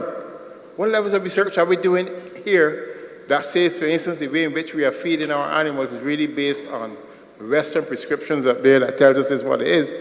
Are we using local knowledge in terms of during particular times of the year, this is what you need to do? But you know what people has got this thing, you know, that they tell you got to use certain times. For us, big people, human beings, that's a fact, okay? But there's no science, there's no research to back up to say, well, this is when you do it, all right? And do we have something that combines all of that data from the weather side, okay, and from, say, the animals, the user side, the farmer side, to say, well, okay, how do we put it together to give the best advice? So that, for instance, even in terms of feed manufacturing, that we basically respond or put things in there that makes a difference. All of these issues, but we're not doing it, right? And that is the problem. We are not bringing it together and doing it. We are operating as with little castles, beautifully built, looking good, and they're producing enough nice information and put it up in the stars and it look nice. But the point is really, how are we utilizing it in a way that says we are respecting each other for where our competencies are, okay, and using the competencies that each of us have to make each other better. That is not, we're not doing that, and that is, I think that is a worry. Dr. Connell, I know you want to jump in here, but sorry, you wanted to respond?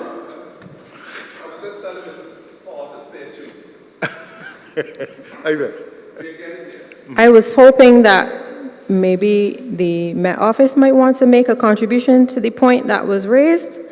If not, we will move on to Dr. Connell's comment. I think maybe I should respond because I guess your response is going to be to the sectors that are kind of, so just make, okay, so UV isn't on here, but there's a lot of talk about research, which is good, and in 2023, research has taken on a whole different meaning because everyone now does research, but proper structured research requires investment. And yes, you could have the most willing students there to do the research. You can have a campus there that is research driven. But if you don't have the investments, then research cannot occur. The reason why research occurs in more developed countries is because they have research funding. So even into genetics, that's going to take some funding, and funding comes from either privately or non-private. So that's research. But what I like the question because I think what it drives home is that the Met Office, I'm going to use the colloquial term, might be producing data but not information. The data now has to be translated so that the various sectors can understand it and create relevance within the sector. Now take for instance an app on my iPhone, right? I can just look, or I'm just going to say smartphone, I'm not going to give a brand, too late. But looking at the app, it gives me the temperature, the minimum temperature, the maximum temperature, something about percentage risk of rainfall. And if I scroll down, so it tells me about the UV index, what it feels like, humidity, precipitation, visibility. These are things that I am interested in health. So for instance, the haze of air quality is something health is going to be very interested in. It's not just data now, it's information. So I disagree with you that what's needed is more outreach. What is needed is more use of your external stakeholders to climate and the environment. You need to now create a platform where we are all able to understand the relevance of your data in our sector and to use it as information.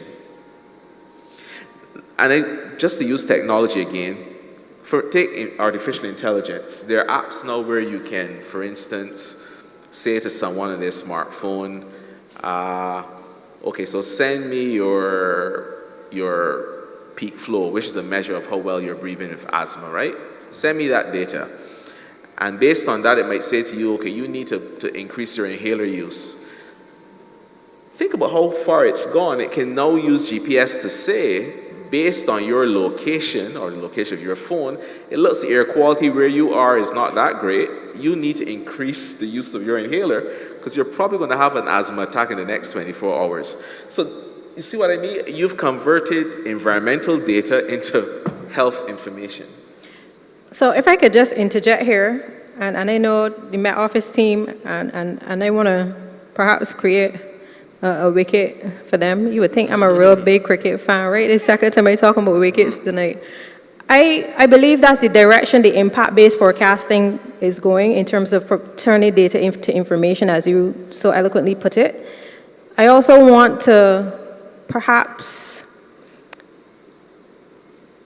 caution us in terms of the extent to which we speak so glowingly about apps and the technology that's available, which sometimes runs counter to the messaging that the Met Office is putting out, not necessarily as accurate as they are, and certainly the safety implications of persons perhaps relying on this information rather than on the Met Office. But I don't work there, so I'm just a cheerleader. I will hand it over. I believe Samelka wanted to make an interjection. But then, of course, the problem is not the app. The problem is the Met Office needs an app that's easily accessible so that the go-to app becomes the So Met Office's app. let the Barbados Meteorological Services respond. I will speak on this one. So we have the BMS Insight app. The BMS what? BMS Insight. I'm going to look for it. Available on Android only. Oh, So what you need to do is you gotta have to buy. Brian, I hear batting for you. You though. gotta have to buy an Android phone so you can have the BMS Insight app on it. so the Apple people don't deserve to know about the weather? The iPhone people? You see, no, but it's on a serious note, that is the point. The reason I use the weather app is because it happens to be on my iPhone and it's there. It might not be the most reliable, but at least I can check and see what. Yeah, but according to Madam Moderator, with our Insight app, what that does is that when you open that app, it is going to direct you to the nearest automatic weather station within the facility.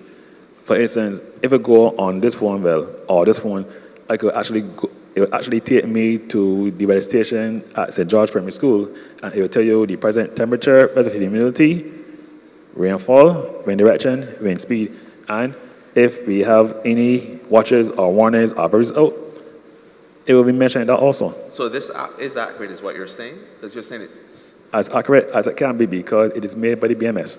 So I'm pretty good with my weather app. Yes, it's pretty good for your weather app. Give it up. So I just want to interject here. Samalka Japman, the senior meteorologist at the Met Office. So there was a lot of conversation just now. Mr. Trotman, he's with the climate section at CMH, which is the Caribbean Institute for Meteorology and Hydrology, and they work a lot with research. That is why he was driving at certain points, of course, which are really relevant.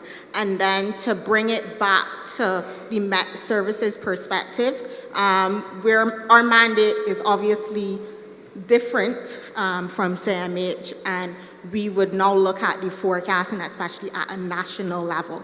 So I did speak about the collaboration between sectors. So as Sharice and Brian rightly mentioned, we have climate services and we look at sector-specific services. So you spoke about, Dr. Connell, was in relation to impact-based forecasting, because we're not just looking at what the weather is, but what it's going to do and what it's going to do to each sector. There is going to be a different look for the general public, although you're a farmer in the general public, and there's going to be a different look from the stakeholder aspect and as it relates to your organizations or the ministries associated with a particular sector. So sectors, health, agriculture, energy, disaster management, as my colleagues mentioned.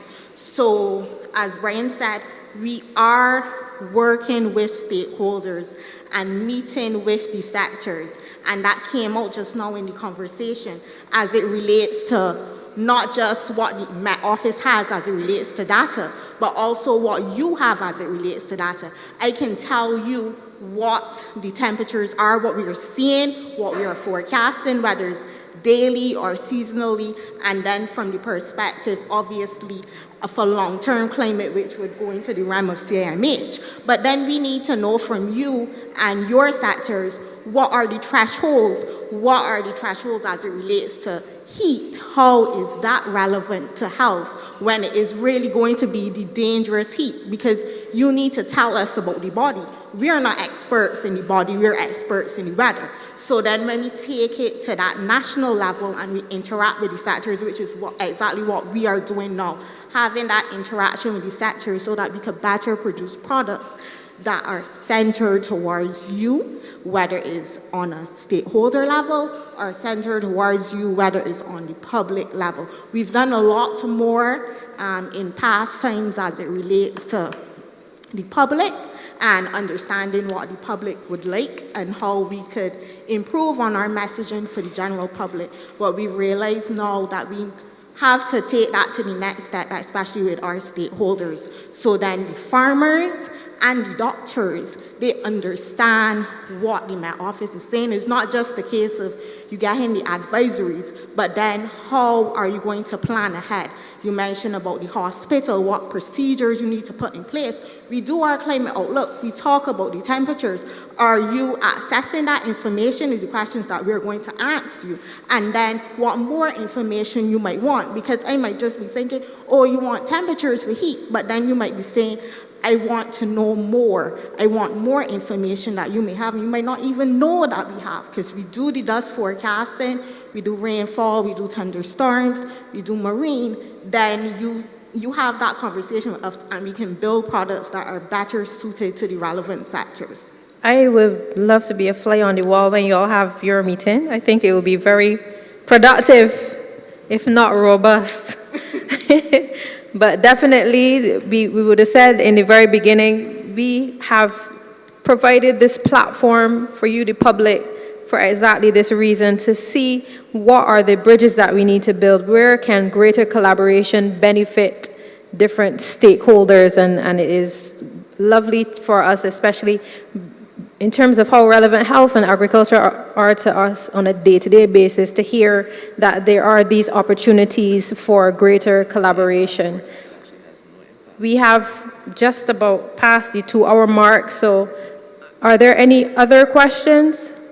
Ricky, did we have any questions online? No questions online. Margaret, I just wanted to say, though, that I think what was just said is critical.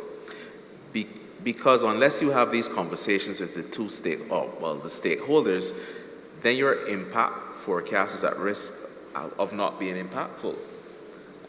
Because you want the consumers of that data to be able to, one, to consume information that's relevant, and also to give you information so that you now may consider other things, data points for us. So this is something we always get around in health, by the way. So let me just make that disclaimer. We always think that financing is only interested in heart attack rates when they're really interested in costs to treat a heart attack, right? So this is something I think you need to really, as a matter of priority, work on. Right. So that is how we initiated our impact-based forecasting, by having stakeholder meetings and getting impact from the various sectors as it relates to what we forecast and monitor. But it's then a case of, we started in 2020, so obviously the plans would have been leading up to 2020. We did it, it's going well, but of course we always think at the Met Office about reassessing, analyzing, see what went well, what didn't go well, how can we improve, and that's where we are at. And we're talking about climate. Then we have been building out our climate section, so not just looking at short-term forecasting, but now we're looking at the seasonal forecasting, and that is where we are as it relates to those sector-specific messaging for a seasonal perspective. And we can see that it's critical to have not just short-term forecasts for planning purposes, but to understand what is happening for the long term. So it is definitely something we've always been doing, and we will continue to do and continue to build. And coming out of these panel discussions is definitely good to be able to interact with the sectors. We had a panel discussion where tourism was there. Since then, we had a meeting with BHTA regarding what the tourism sector will want, because we didn't have such a close relationship with them. So hopefully that's where we will go from this panel discussion with health and agriculture. Goes without saying. Are there any other questions? Here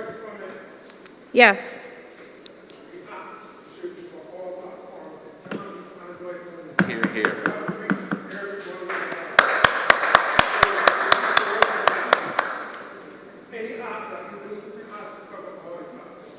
Agreed. I'm an iPhone user too, but Here, here. I can't change teams in the middle of the game. So if I can interject, the BMS Insight app is only one way to get information from the BMS. We also have social media pages. We're on Instagram, Facebook, No, but Twitter. who's going to do that? Who's going to go through a social media page and look for the, I tap on the cloud on my thing because it looks like a cloud and I figure it's related to weather. And then I pull up what's happening that day.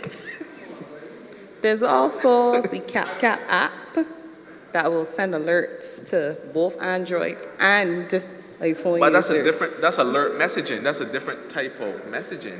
I should be able to get up and say, okay, what's the weather issues or data that I need to know of happening in Barbados today? And I want the most reliable one, which is from the Barbados Meteorological Service. And here's the app, and just click on it.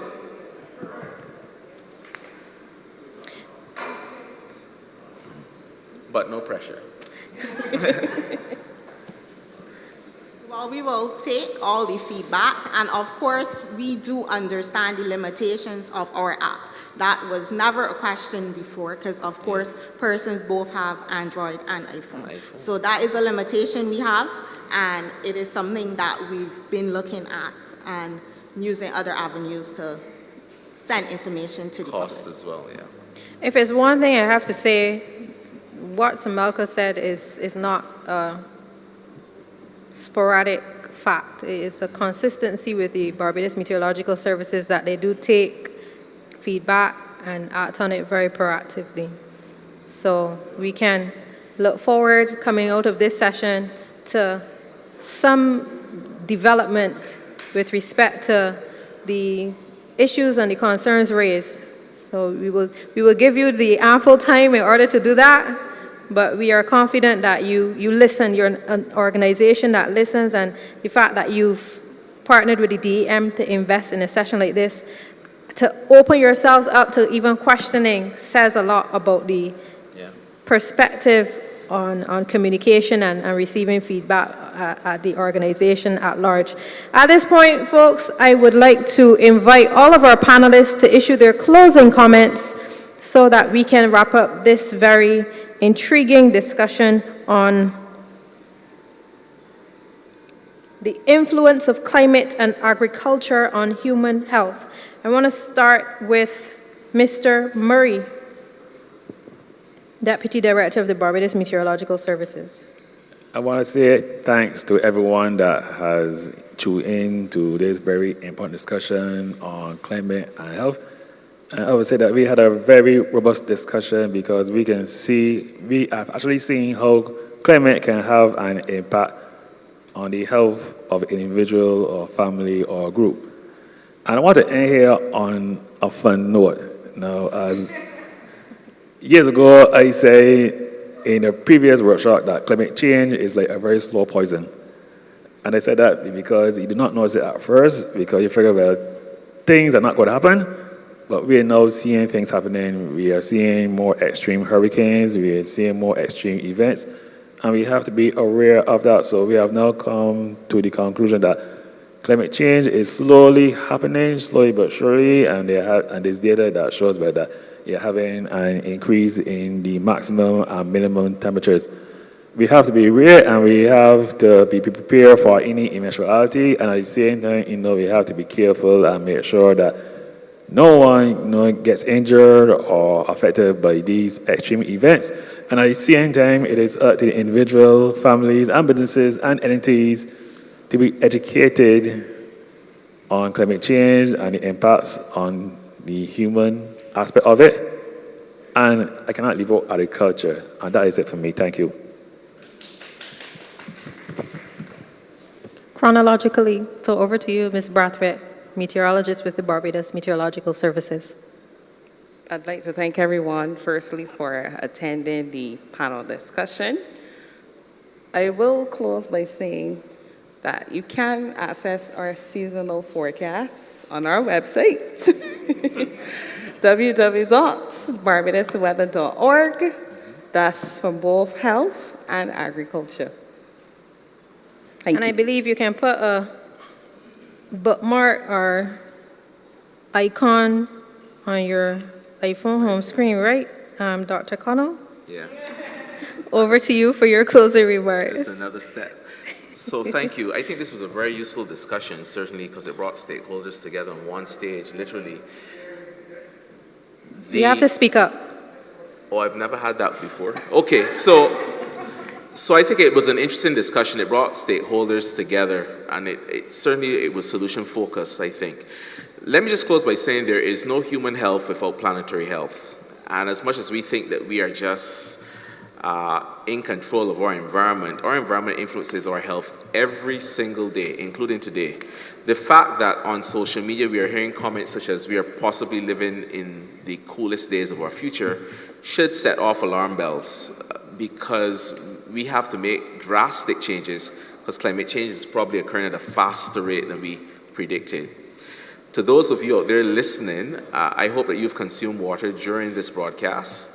And I also hope that you will take steps as of tonight, notice I didn't say tomorrow, to make sure that you adjust the climate wherever you are so that you can have a healthier week ahead. Thank you.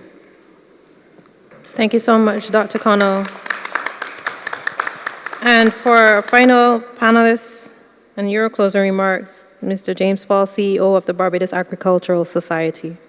Okay, first of all, I'm just thanks for inviting me, and I think, we've learned a lot.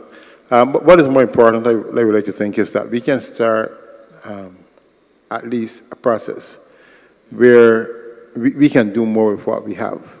The truth is really that if we are serious about food security in our country, we've got to utilize what we have available to us in the best possible way.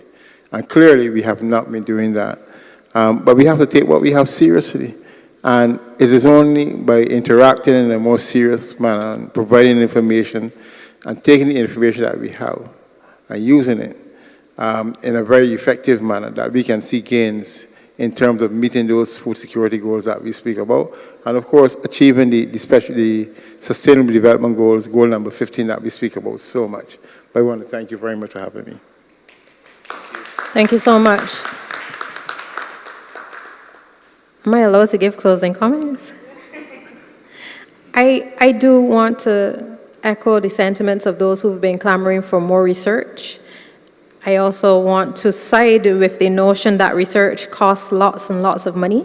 And I believe that's why our Prime Minister has been canvassing globally for a more equitable global financial architecture to ensure that we're able to pay for not only the research, but the mitigation efforts that we need to be able to not only, as Mr. Paul would have noted, meet the Sustainable Development Goals, but certainly to protect the quality of life that we have here in Barbados at a more granular level in terms of what we have done here today with respect to the climate emergency. This is just one of many steps that the Barbados Meteorological Services and the Department of Emergency Management continues to take to ensure that they listen to what the public has on their minds and their hearts as it relates to what is needed to be able to cater more to your needs so that we remain prepared together. And on that note, I want to encourage you to continue to participate, because the only way that we can move forward effectively is together. There's a saying, if you want to go fast, go alone. But if you want to go far, go together. Thank you so much.